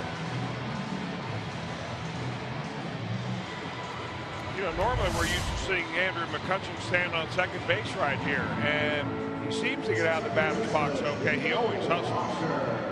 I think he was surprised that Billy Hamilton was able to cut that ball off and get it back in there with the authority that he did. And right there, he shows a kind of an exasperated look to Hamilton, saying, "Hey, I'm the guy that's supposed to cut those balls off and throw them back in there, not you." Well, they hold into a single, so Leake back to the stretch, and here's Neil Walker. Hit tonight and a ground out. He's 1 for 2.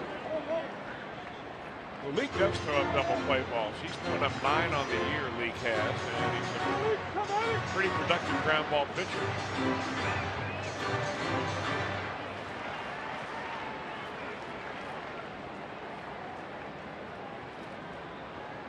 No double plays in this game on either side. Pirates came into this series, and you look back, they had no double plays last night. They came into this series the best team in the big leagues turning double plays.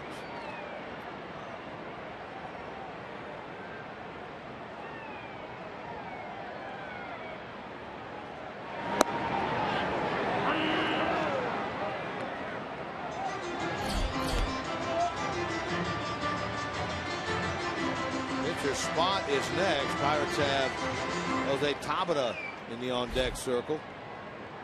Give you an update on that Cardinal-Miami Marlins game. The Cardinals now up 5-1. A 3-run home run by Hayward, Jason Hayward. That was only the 3rd hit given up on the night by Matt Latos, but the 2nd long ball. We were talking the other day about the fact that the Reds faced the Tigers, did not face Alfredo Simon, their former teammate, faced the Marlins, did not face Latos. Good chance, though, they'll see Latos down in Miami right before the All-Star break, because that's a 4-game series.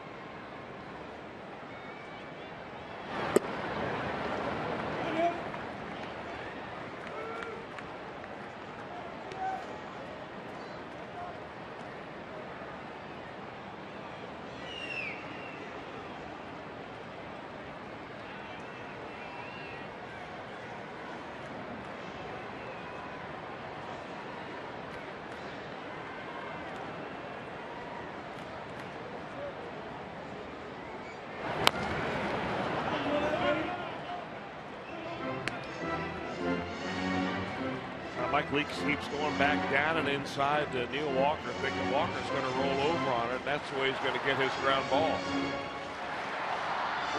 Walker has ground into only 4 double plays this year.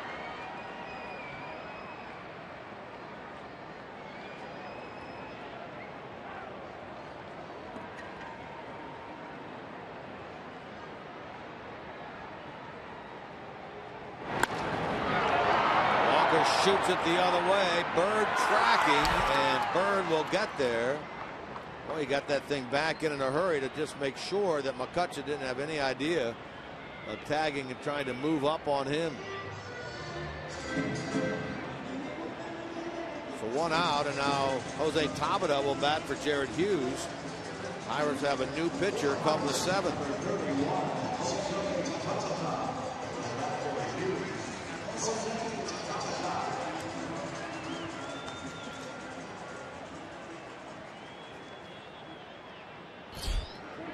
Tabata pinch hit in the 4th inning last night, flied out to right. Starts this game at 297 with 4 runs batted in. 4 for 15 as a pinch hitter.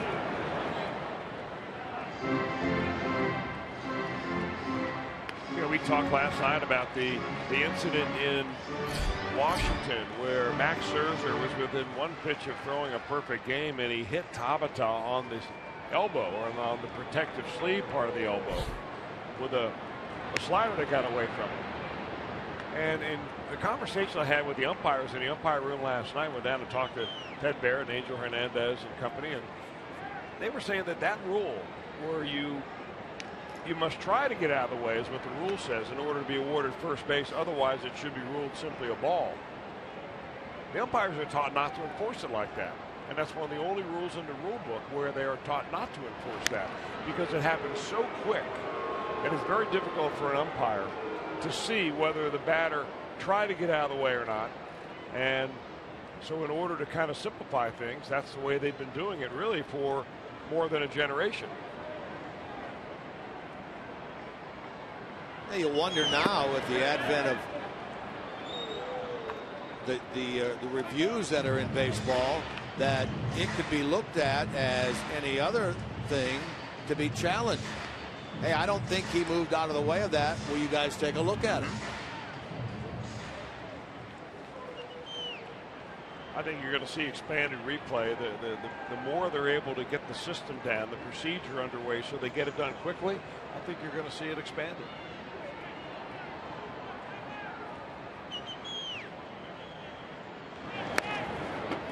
Boy, he came right in the fist there of Tabata.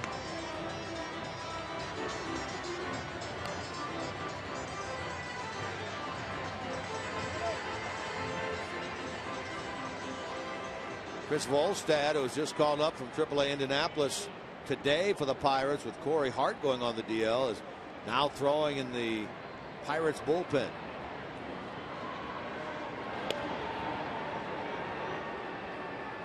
He's the former Marlin from years ago, Volstad.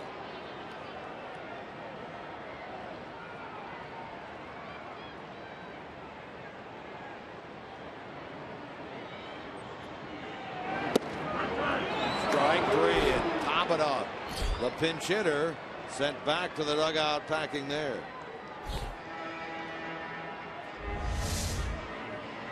He really freezes Jose Tabata, and right on the corner it goes. A strike 3 call by Ted Barrett. That is our flamethrower brought to by Lula Hot Sauce. 91-mile-an-hour strikeout for Mike Leake. So with 2 out, Pedro Alvarez. Alvarez grounded out, producing a run in the 2nd. Single eventually scored in the 5th. Hits it hard into right, short right. And look who's out there. DeJesus in the big shift makes the catch to retire the side.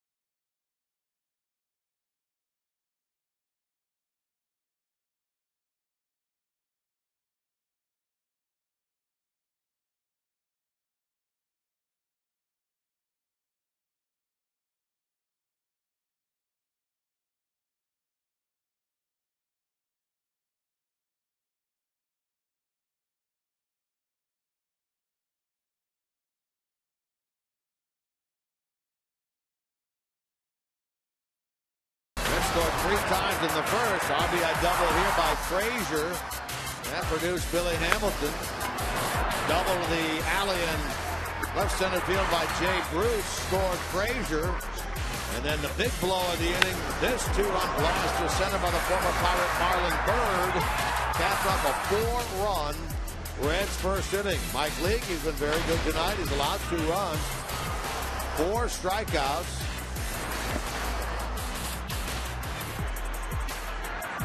Leake so far in the game has not walked a batter. Leading 5-2 in this one. Our Honda game summary. New pitcher on for the Pirates is the former Marlin, Chris Volstad, into the contest. Wow, these pitchers just keep getting taller and taller for the Pittsburgh Pirates this evening. It started with Garrett Cole, who's 6'4". Then they went to Jared Hughes, who's 6'7", and now Chris Volstad, who is 6 feet 8 inches tall. Those are the numbers that Volstad had in Indianapolis. He was with the Anaheim Angels last year, Los Angeles Angels last year. Released in November, signed a minor league deal with the Pirates. He was a former #1 draft pick for the Marlins back in 2005. That was the big round of the draft. McCutchen was drafted in the first round. Jay Bruce drafted in the first round.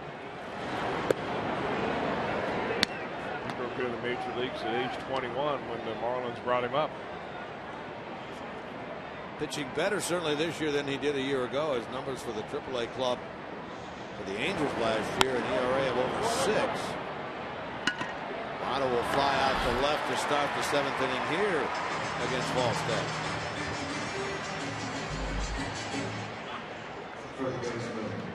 His big year in the big leagues was back in 2010 when he won a dozen games for then the Florida Marlins. Of course, they've switched their name to Miami now. He lost 13 games in 11, lost 12 for the Cubs in 2012.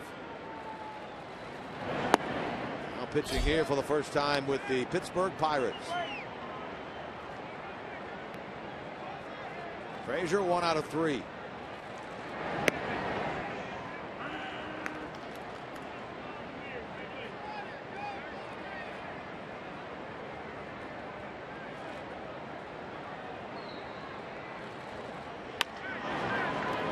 To Gung at third, charge and throw, nicely done by the South Korean native Jung Ho Gung to throw out Frazier.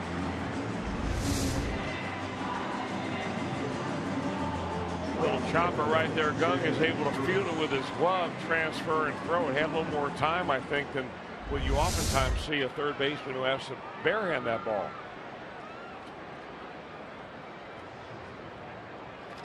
So 2 men out.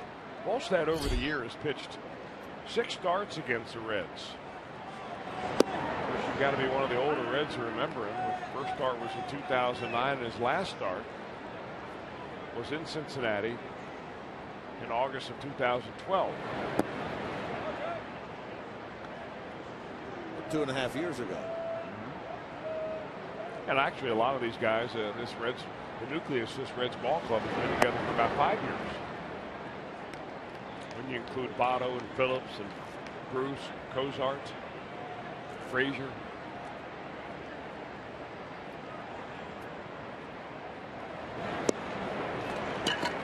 Big shift on, of course, here for the Pirates against Bruce.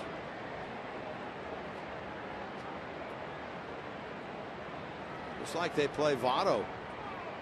Outfield here straight up. Votto in the outfield, they're playing him to go the other way. Infield playing him like this, the big shift.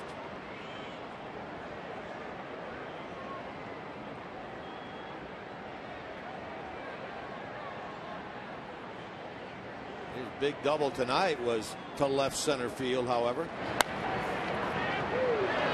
Hard to Alvarez, who will keep it himself. And for only the 2nd time tonight, the Reds go down in order.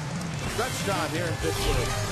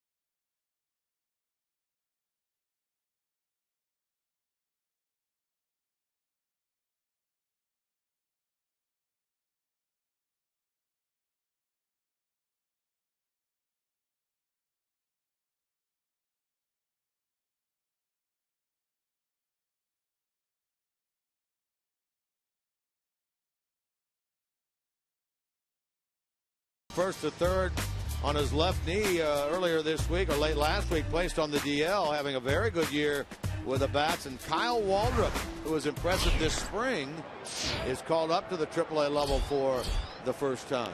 That's an interesting move right there. One door closes, unfortunately, for Steve Selski. He was a 33rd round draft pick. He's only 25 years old, Selski is. Having a really good year down there. A young man from Manhattan Beach, California, did his college work at Arizona. But he was hitting .317. Had a good on-base percentage of over .380. And we were wondering if maybe we were going to get a chance to see him at some point this year. He left with a meniscus injury. He'll be put on the disabled list. Don't know the status or whether he'll be back at all this year. But the guy that we heard so much about and saw him play in spring training is going to take his place, Kyle Waldrop. Waldrop played last night in the AA All-Star game.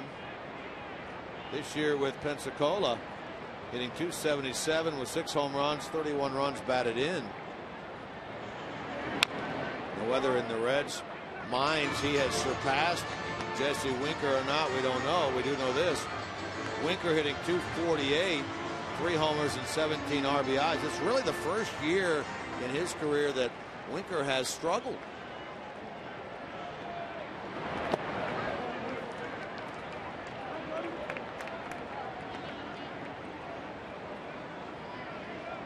Congratulations to Kyle Waldrop, up to the AAA level. Mike Leake back to work here. It's leading at 5-2, trying to even this series, trying to set up a rubber match tomorrow. Stewart is on deck. Mercer, Stewart, and then the third baseman Gung in the 9 spot.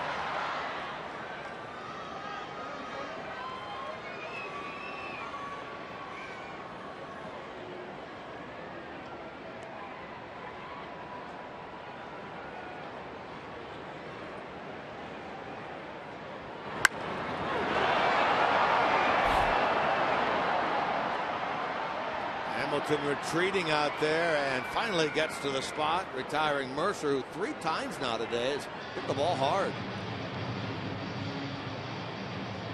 1 out in the 7th.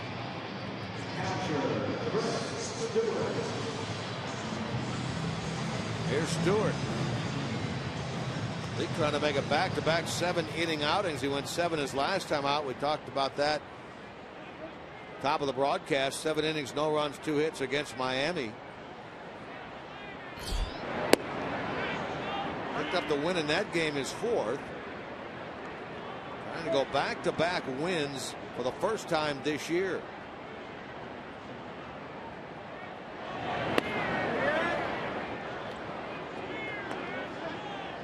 Stewart down quickly, 2 strikes.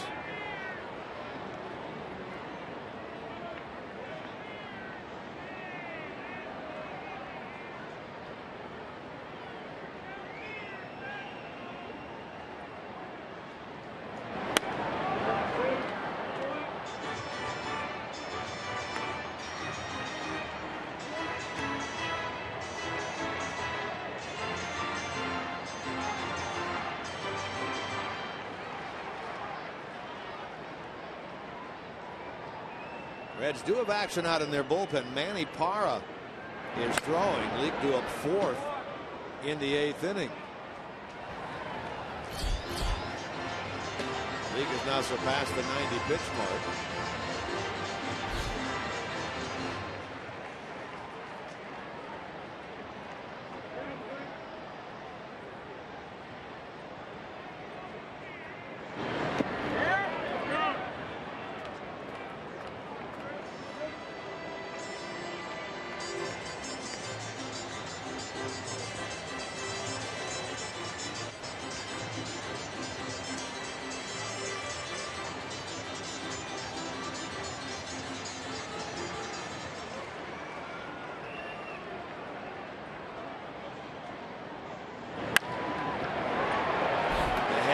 Has it tip off his glove.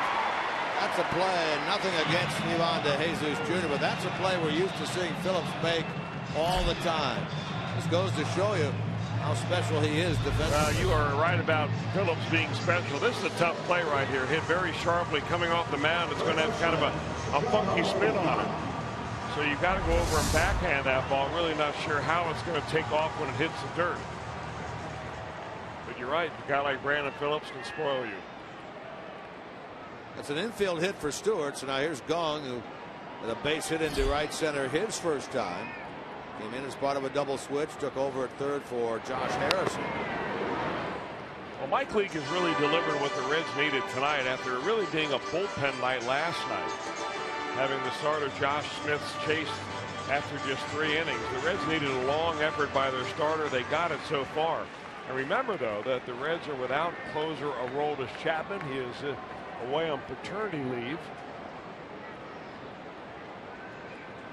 So it'll be mix and match for Brian Price if he has to go to the bullpen. He has all but said that J.J. Hoover would be his guy, but he doesn't come right out and say that. Hoover certainly earned an opportunity based on how he has performed this year.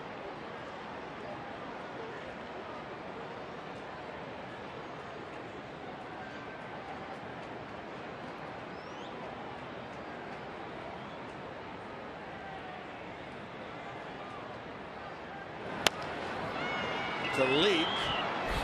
They get an out at second. No relay back to first. They get the lead runner. That goes 1-6 out at second. Celebrate 4th of July weekend at the ballpark and cheer on the Reds. They'll take on the Milwaukee Brewers in a 3-game series. You can do so for as low as $12. Plus, stick around after the game for a special 4th of July fireworks show brought to you by the Missouri Division of Tourism. 513-381-REDS for tickets, or you can visit select Kroger locations or go to reds.com/tickets. Stewart out on the force play at second. Gong runs at first. Top of the order now in Polanco.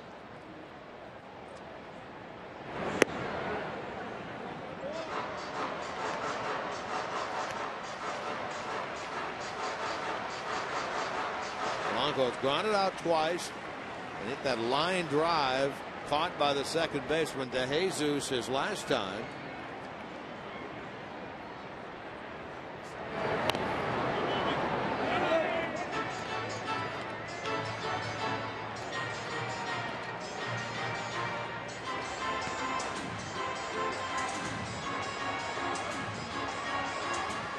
Leake trying to get the final out. Or a 7-inning outing for him.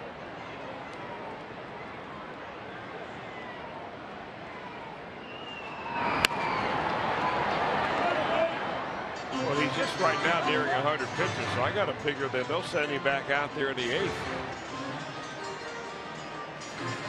Unless he tells Brian Price that he's had it. Kind of funny that as we travel around, road trip to homestand to another road trip, we see the same scouts following this ball club around. Sure. Of course, Mike Leake, one of those pitchers who will be a free agent next year. He really hasn't had a lot of trade talk surrounding Mike Leake, not compared to Johnny Cueto. No, but we did see the story today on Yahoo Sports. Kansas City appears to be interested. It mentioned Leake and Cueto. That means, like a lot of other teams out there, they're looking for a starter.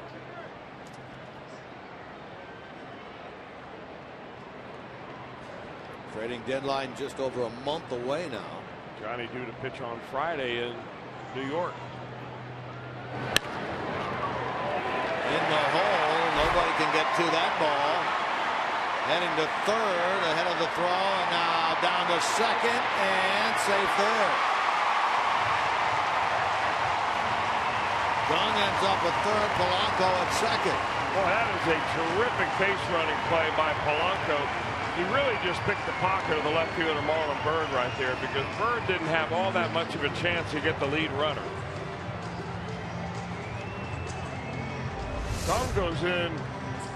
Gong's on first base right here, and he sees that ball is hit fairly softly, and he never really stops coming around second base. But by the throw going towards third base, that enabled Polanco heads up right here. Did not hesitate when he saw the opportunity, and he gets in here just ahead of the throw. So now a base hit makes this a one-run ball game, and they're going to review that play at second base. Ted Barrett on your left, Angel Hernandez on your right. Polanco hasn't had much luck out at second base. Every time he stands out there in a review, they bring him up. You make the call. Hey, one thing he did there was he kept his body in contact with the base. Right now that's going down as a single to left. He advances to second on the throw. Gung moved from first to third. Ball on the field safe at second. Reds challenging. He does not appear to be off the base. Do you think? He gets in there initially ahead of the tag. Right there.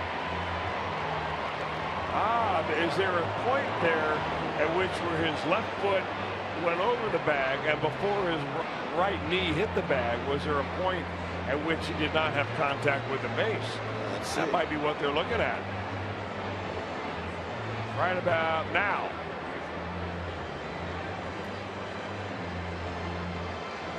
You couldn't overturn it, I wouldn't think, from this angle. You know what? I never thought we would be dissecting these tags the way we are. And thank goodness for slow-mo cameras and big screen TVs. We're looking at a monitor that's about 13 inches. And I know that there are people sitting at home in front of huge TVs saying, Can't you see he's that? clearly out or safe. We know this. If Rob Coughlin said to challenge it, he must have seen something, because he has really done great work. Not often does the video guy's name come up in the manager's news conference, but it did today. You're right. I think they really ought to bump him up to the front cabin on the way to New York. To give up your seat up there and let him sit there. I see.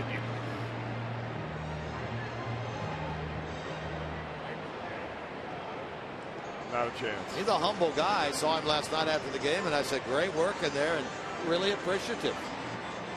We'll take another look at it.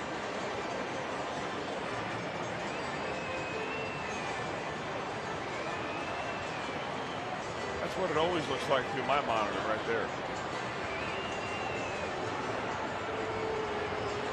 Taking them a long time, though. Again, the call at second was safe. Reds challenge. If it's overturned, it'll end the inning. And it'll be 3 in a row for Polanco. At second base, yeah. They've been showing replays here on the big screen out in left. They've stopped now. Angel Hernandez made the call of safe out at second. Well, he can't see from his angle that Suarez has that tag on Polanco the entire time. That happened to on the back of Polanco, so all is safe, so it's upheld.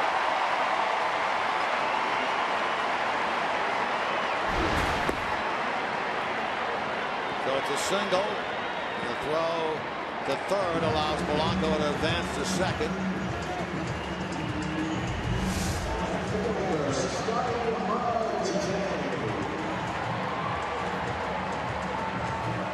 And that's what you were talking about earlier. He was off the bag, but you couldn't see a tag. From this angle, the tag does not appear to be on the body of Polanco. Now, two tough hitters if they make it that far. McCutcheon is on deck. Starling Marte at the plate.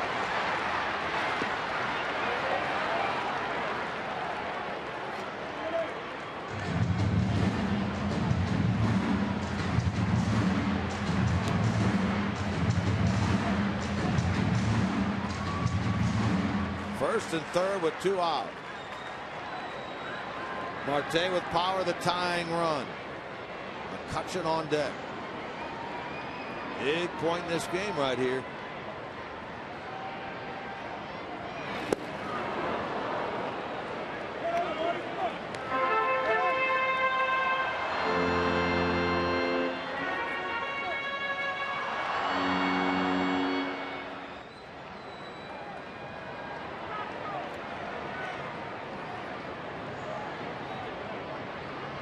That review of that play took 3 minutes 24 seconds. 3:24. Give it a good long look. The call stands. Way out in front there is Marte, 1-2. Marte just appears to be too anxious up there. Sees those two ducks on the pond and just trying to do a little too much to get them in. That's way outside. Here's a guy that hit the ball hard twice and then grounded right back to Mike Leake his last time.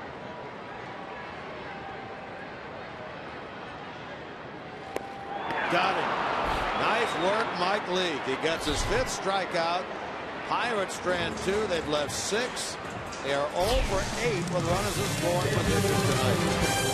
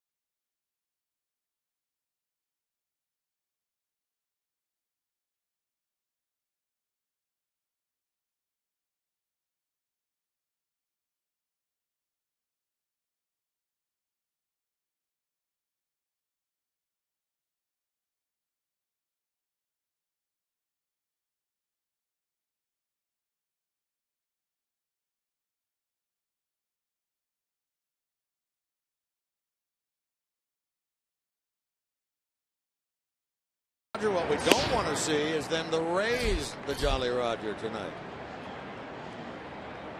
They do whenever they win. Reds tonight lead 5-2. Leak 7 innings of 2-run 8-hit baseball. 105 pitches appears to be out of the game. The Birds had a big night tonight, leading it off. 2 for 3 with 3 RBIs against his former club. Well, that home run he hit in the first inning was just a topper on that 4-run inning.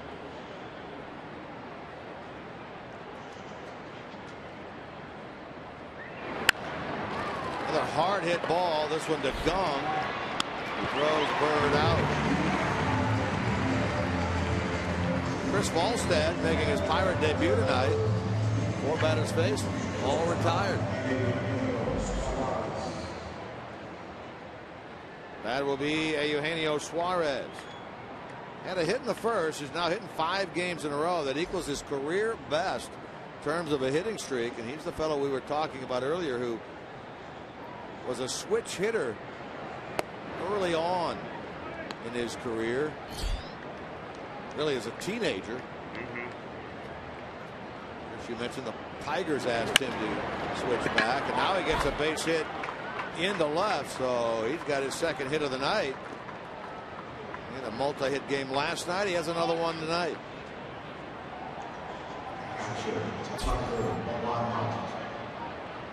Speaking of multi-hit games, Tucker Barnhart looking for a 3-hit night.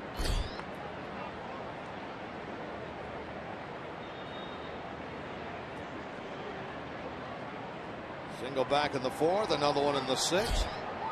Started the game at 224. It's up to 243 now. Runner on the move as Barnhart fouls it back.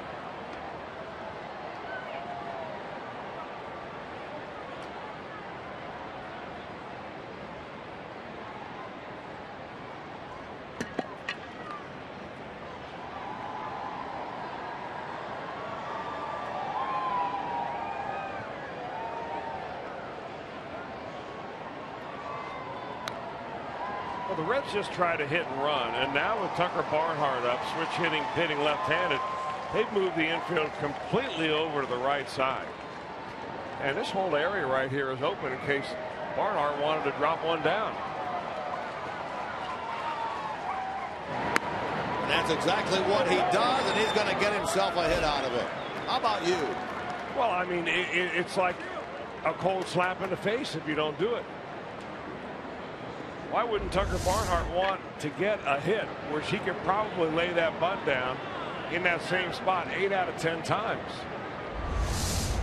Relax, stay in the batter's box, push the bunt to third base, walk on down to first and get your base hit prize.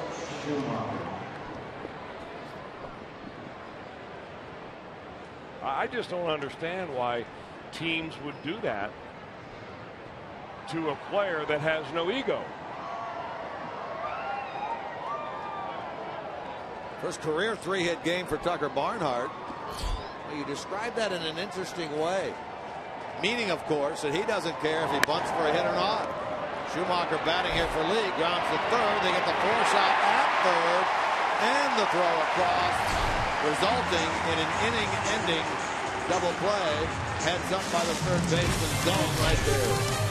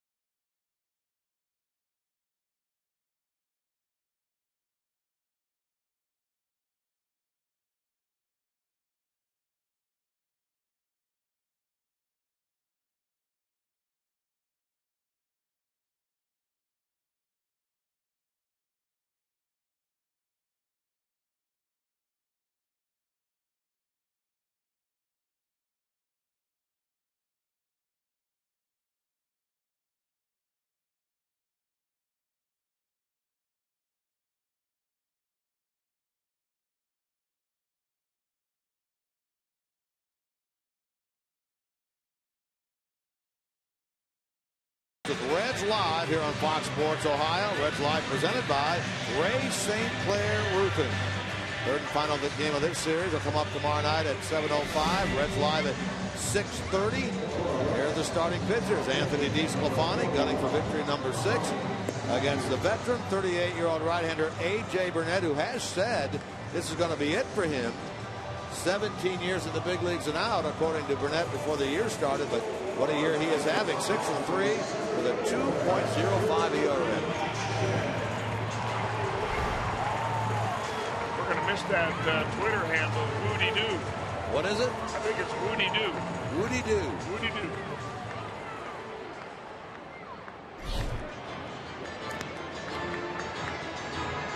How you keep in touch with him?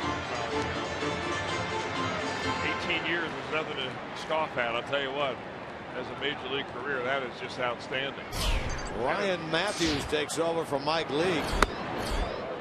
7 innings of 2-run, 8-hit baseball. No walks for Leake. 5 strikeouts.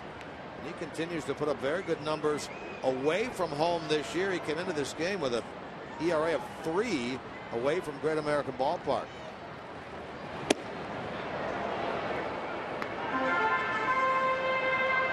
Hudson leading off here in the 8th. I heard a couple of scouts talking after Mike Leake's last outing out against the Marlins, and they were just stunned to see how he pitched so dominant in that ball game. And I think a lot of those same guys are here tonight. They probably would share the same opinion of his efforts this evening. 4 of his last 5 starts, counting this one tonight, have been quality starts for Leake. If they hang on tonight, 3 of those would be wins. He's trending up. Matthews has also been good. This is appearance number 18 for him since he was picked up off the waiver wire by the Reds from the Angels. That was the 13th of May.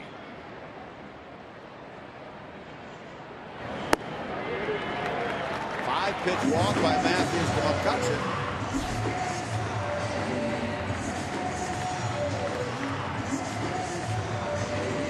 Leadoff man on. First walk by Reds pitching tonight.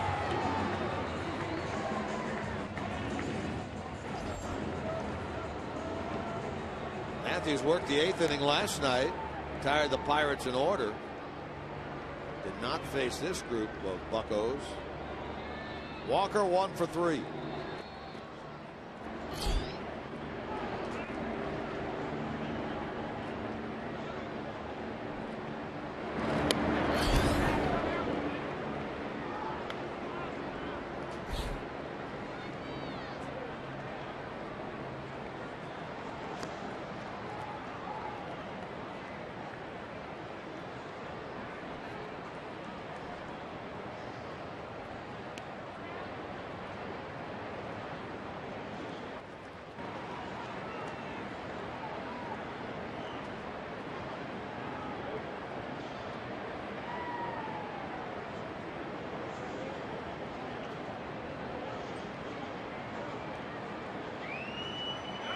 Runner on the move.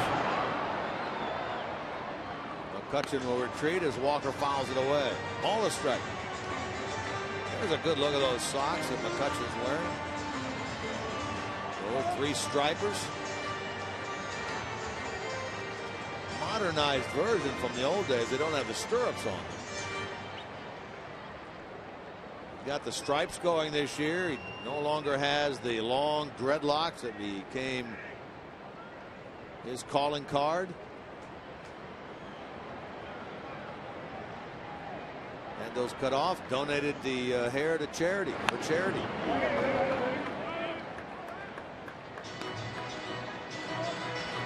Well, in a couple of seasons, he ranked in the top 10 in the National League in stolen bases. Back in 2010, he had 33. A couple of years ago, he had 27. So speed is still part of his game.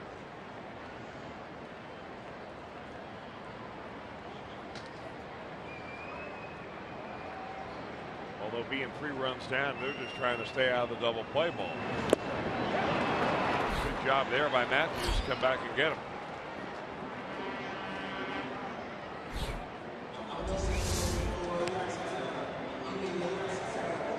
I imagine that there was some internal conversation when the Angels decided to put Ryan Matthews on waivers. In fact, I know there was, talking to some of the people in the Angels organization just to find out a little bit about Ryan Matthews. And was told immediately that there was no general consensus that they wanted to cut him loose.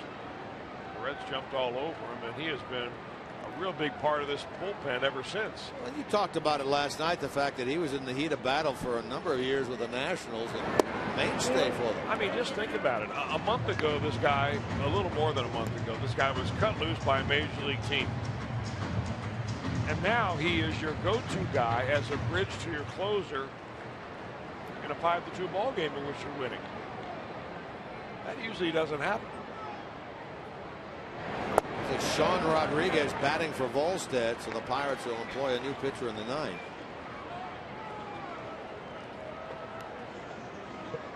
Rodriguez played in the game last night, took a called third strike in the 8th inning, having entered the game as part of a double switch.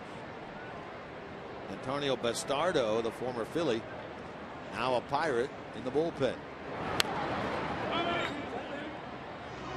Big crowd tonight, a sellout in fact, their 6th of the year here in Pittsburgh. 37,659 here for baseball and fireworks. I never knew they had a fireworks Wednesday. I know that normally they would, just like they do at Great American Ballpark, have fireworks on Fridays and some other holidays. This is the first fireworks Wednesday I can recall.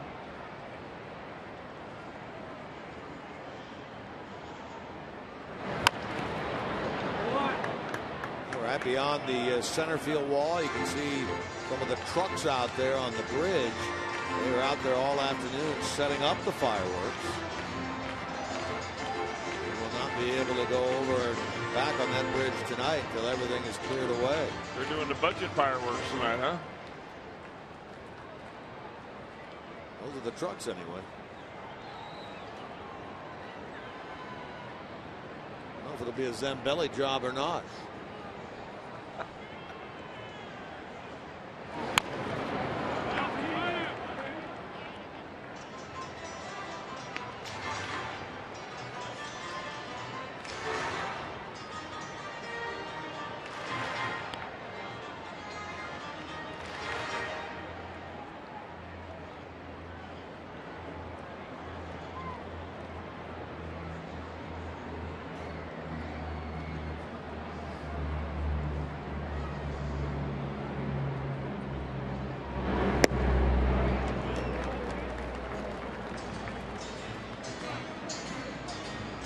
Pedro Alvarez on deck. Pirates went down in order in the 1st and 3rd. Scored their runs in the 2nd and 5th. And they've had multiple opportunities in this game, all to have Leake thwart them. Left a runner at third base in the 4th. Left a couple of runners on in the 5th when they did produce a run. Had a leadoff man on in the 6th. Left two more on in the 7th when Marte struck out to end the inning. Now a runner aboard here in the 8th.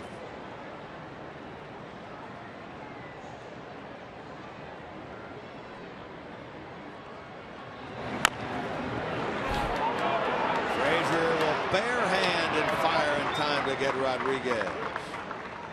But he changed his mind at the last moment to barehand that ball.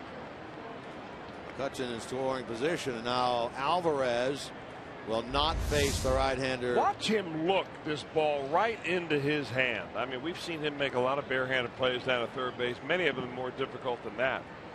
But you got to watch it go in your hand to make sure you have it. He does. Boy, he did. It's a nice play. Made to look easy. Reds will make a pitching change. The left-hander Alvarez due up. Manny Parra jogs into the game here in the bottom of the 8th.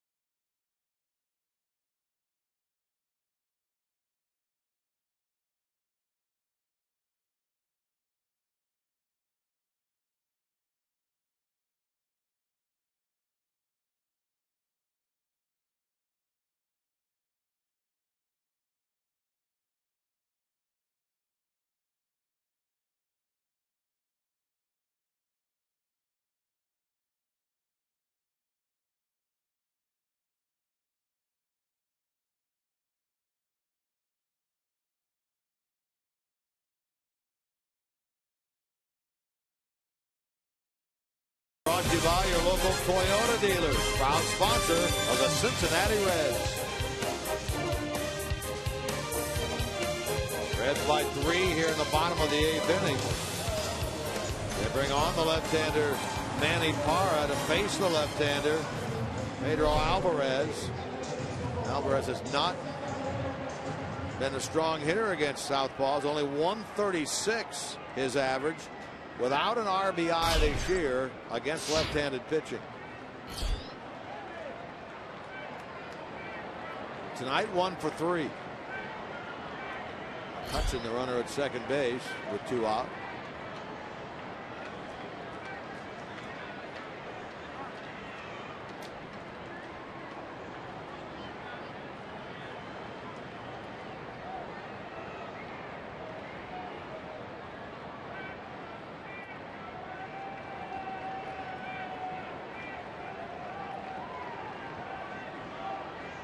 Reds at the top of the order due up in the 9th inning.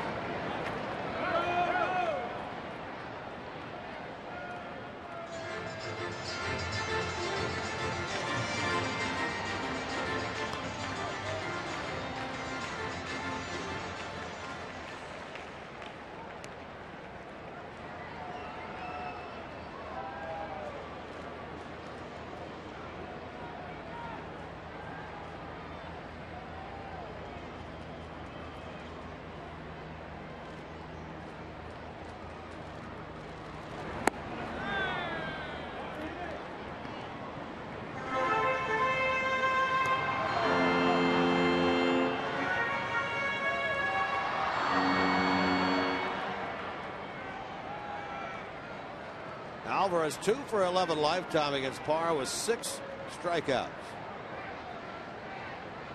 Manny looking for the final out here in the bottom of the 8th. A strike away from just that right now.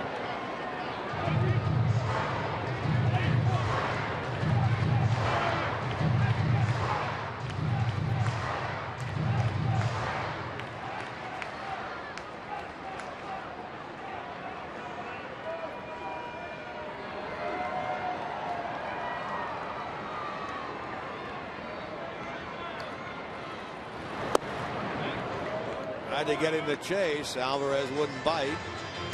Count is even.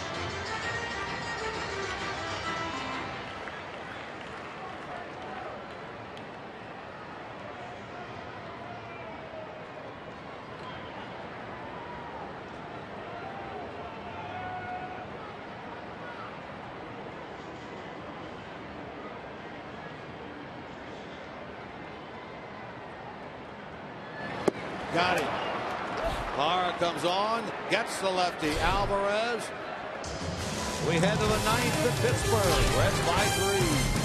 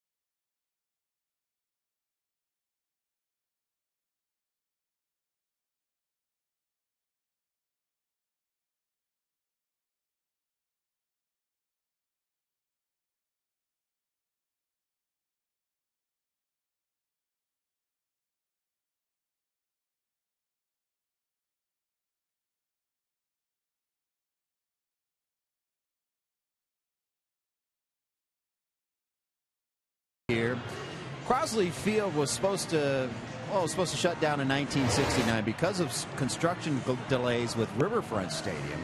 Actually had to go into 1970, and on this date, June 24th, 1970, it provides our Miller Time moment. On that day, it was the final game at Crosley Field. It was against the Giants. It was a 5-4 win. Big Lee May would provide a home run on that night. And then afterwards, home plate was dug up, helicoptered to the new stadium on the river. Some great pictures from that game. And then June 30th, the inaugural game at Riverfront Stadium. And just a couple of weeks later, July 14th, 1970, Riverfront Stadium hosted that All-Star game. They would go on to host 2 All-Star games. And now, Great American Ballpark set to host its first. You know, when they were helicoptering the home plate area over there, you could see the black that you were talking about right around the corners of the plate. It's still there. Interesting, though, that it's there, but like we saw here and like we see at other ballparks, it's buried. You don't even see it. That is the left-hander Antonio Bastardo, former Philadelphia Phillies for really his entire career until this year. 24th game for this left-hander. Billy gets to turn around and bat from the right side. Hamilton is a right-handed hitter, much better, 260. Sean Rodriguez, who pinch hit, stays in the game at first base. Alvarez out. Bastardo in that spot.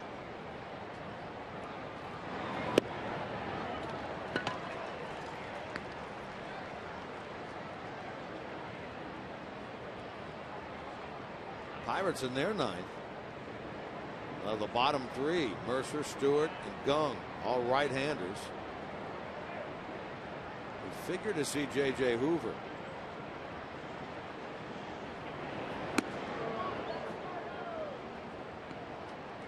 Reds got off to a great start in this game. Scored 4 times in the first against the major league leader in victories with 11, Garrett Cole.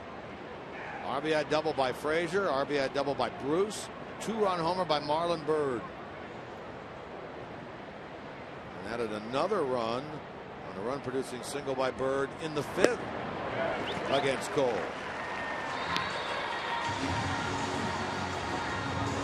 Millie in his return to the leadoff spot for the first time since the 15th of May.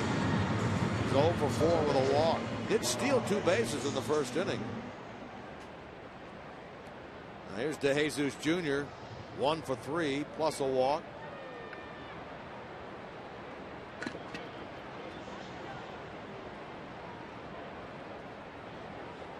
And now J.J. Hoover is up and throwing in the Reds bullpen.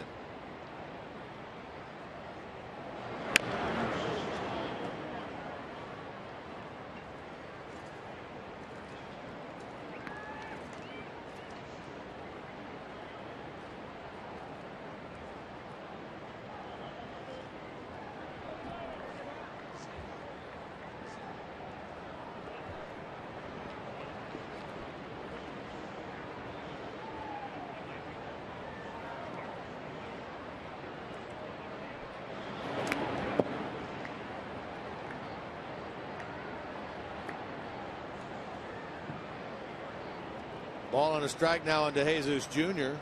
We want to pass along a special happy birthday wish today from the Reds and Fox Sports Ohio. Happy birthday goes out to Ernest Beal. Ernest celebrating his 95th today, watching tonight's game back home in Xena. Happy birthday to Ernest Beal. You turn 95, you'll be working Reds baseball. He's probably sitting right here next to you.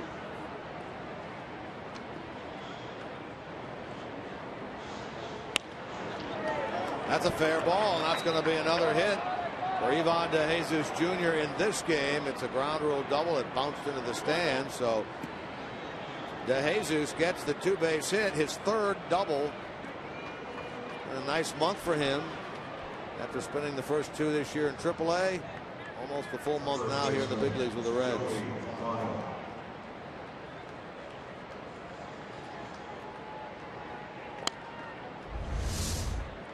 Second hit of the night for Ivan. Third time he's been on the game, and he just placed that ball right down the line. Over the bag it goes, and eventually touched by a fan.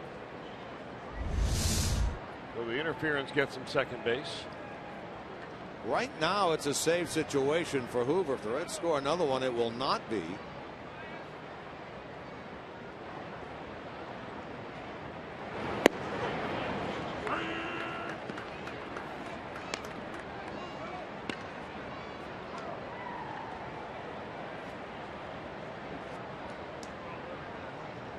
JJ does have 4 saves in his career. The last one coming in 2013 when he had 3.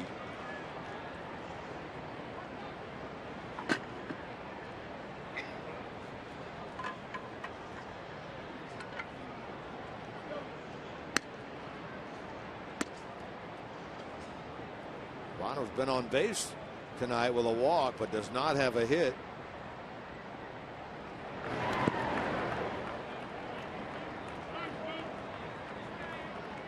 14 hits last on his season high, a dozen tonight. He's coming against a Pirate team that started this series. Second best ERA as a pitching staff in the big leagues at 2.88.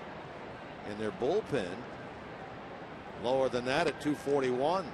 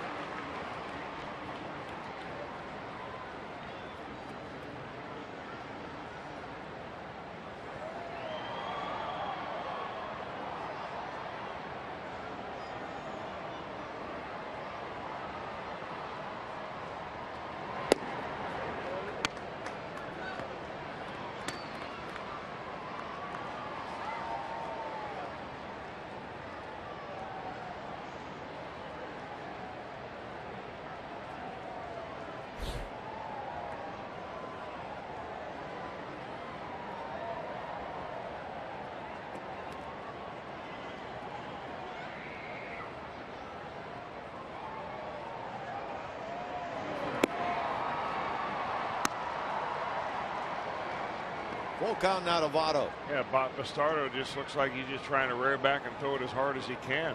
Interesting splits on Votto. When you break his season down home and away, the Reds have really struggled to win on the road, yet he is a better batter by 55 points on the road than he is at home.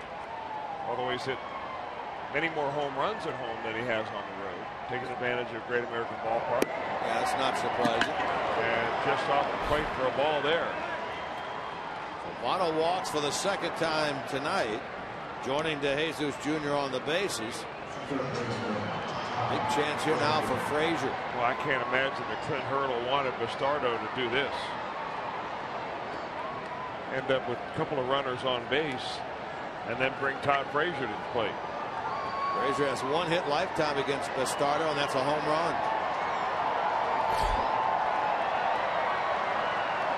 This is really a good, in my mind anyway, a good matchup for Frazier. Bastardo really doesn't have anything slow that goes down and away to get Frazier out. He's going to have to challenge him.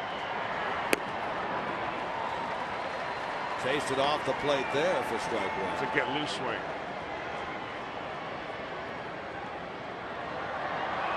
Just a little GL. Or get loose.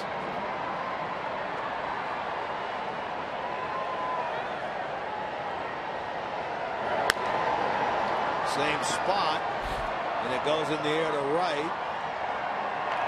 They're not going to challenge the arm of Polanco, and now they're 2 on with 2 out.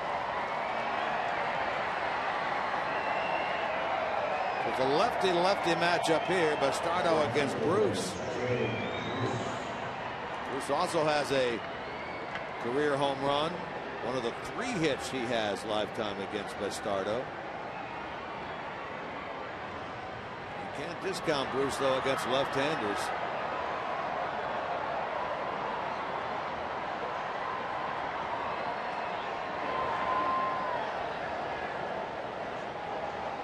See if the Reds can add to what is a 5-2 lead here in the top of the ninth, with Hoover ready to come on and work the bottom half.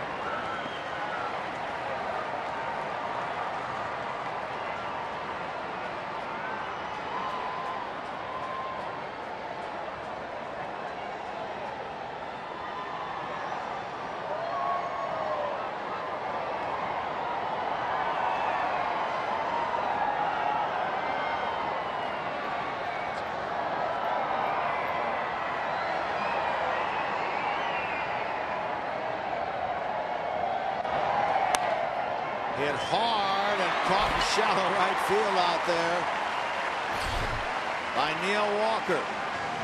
He continues to pound left-handed pitching, unfortunately, and out there. Hoover trying to save it.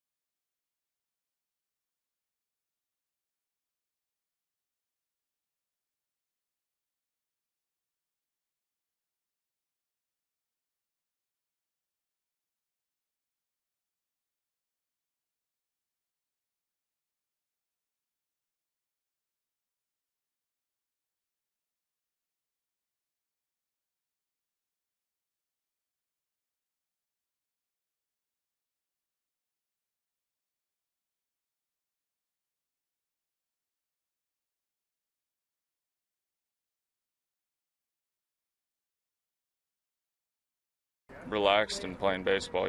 I was giving my all last year. It didn't go my way, and this year I'm executing more pitches and just playing baseball. Just trying to do my job when my name's called. J.J. Hoover, 4 career saves, none obviously this year, but what a year he is having. A 1.44 ERA, and as he said, he's just trying to play baseball and do his job. Right, he doesn't have any save opportunities. That's why he doesn't have any saves. Same for last year. 3 saves that he had prior to being around in 2012 was in 2013. Had 2 in back-to-back nights against the Cubs. Once again the Marlins, right all in the month of May. But he's throwing the ball as well as anybody on this staff, including Aroldis Chapman, who, if you were not around earlier when we talked about it, he has gone on paternity leave. So Hoover is the closer tonight. Jordy Mercer leads it off.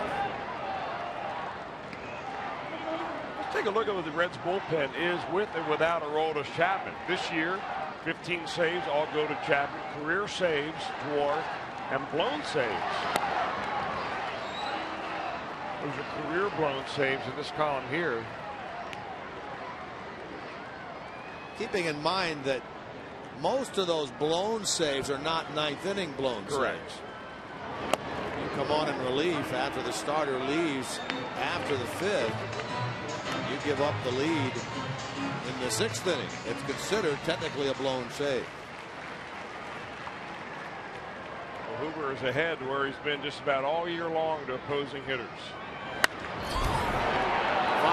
gets in the way of that line drive hit hard by Mercer. Boy, Mercer has scalded the ball tonight and has one hit to show for it. A good start for JJ. Gets the leadoff man.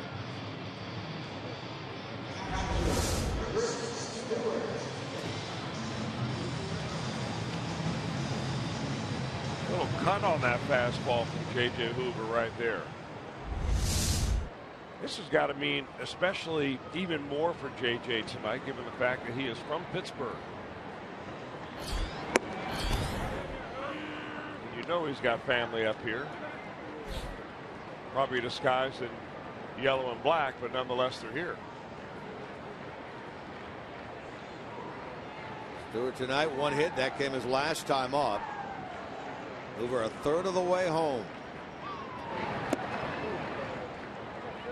Just talked about his saves in 13, 3 of them in the course of less than a 2-week period. The last coming at Miami on May the 16th, 2013. Last Red to save a game other than Chapman was in late August last year. Jonathan Broxton saved the win over Atlanta on the 24th of August. He was traded, what, a little over 2 weeks later to the Brewers on September the 11th.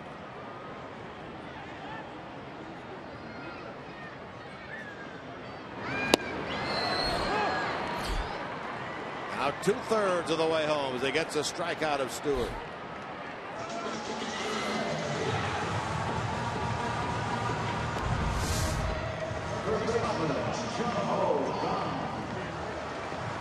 Here's Jung Ho Kang. 1 out of 2 since entering the game as part of a double switch earlier. Hoover trying to have a 1-2-3 ninth.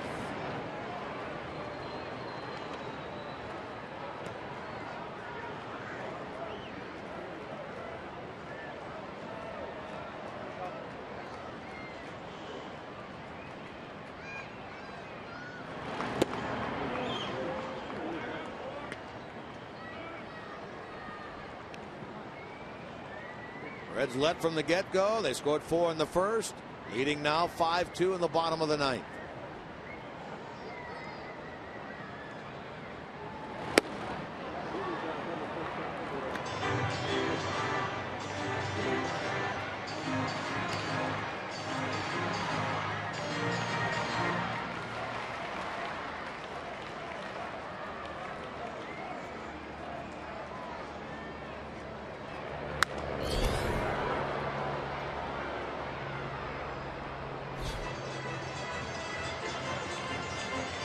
Talked earlier about the fact that the Pirates have won 7 in a row here at home. Reds trying to snap that. Trying to set up a deciding game of this series tomorrow night.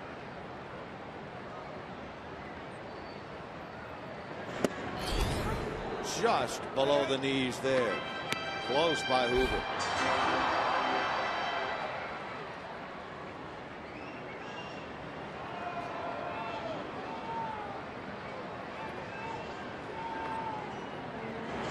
Got it. 2 strikeouts in the inning. A perfect ninth for J.J. Hoover. His first save since 2013 and his 5th career save means the Reds are even in this series, 1 game apiece, as they post the victory here tonight over the Pirates with a final score of 5-2 as Hoover saves it for Mike Leake, who gets his 5th win of the year and his 8th career win against the Pittsburgh Pirates. Take a look at tonight's Steel Power Tool performer of the game. It is Marlon Byrd, 2 for 4 with a 2-run homer, an RBI single. That came later on in the 5th. Here's that first inning 2-run blast against Garrett Cole. That was the finishing touch on a 4-run Reds first inning. Congratulations, Marlon Byrd, tonight's Steel Power Tool performer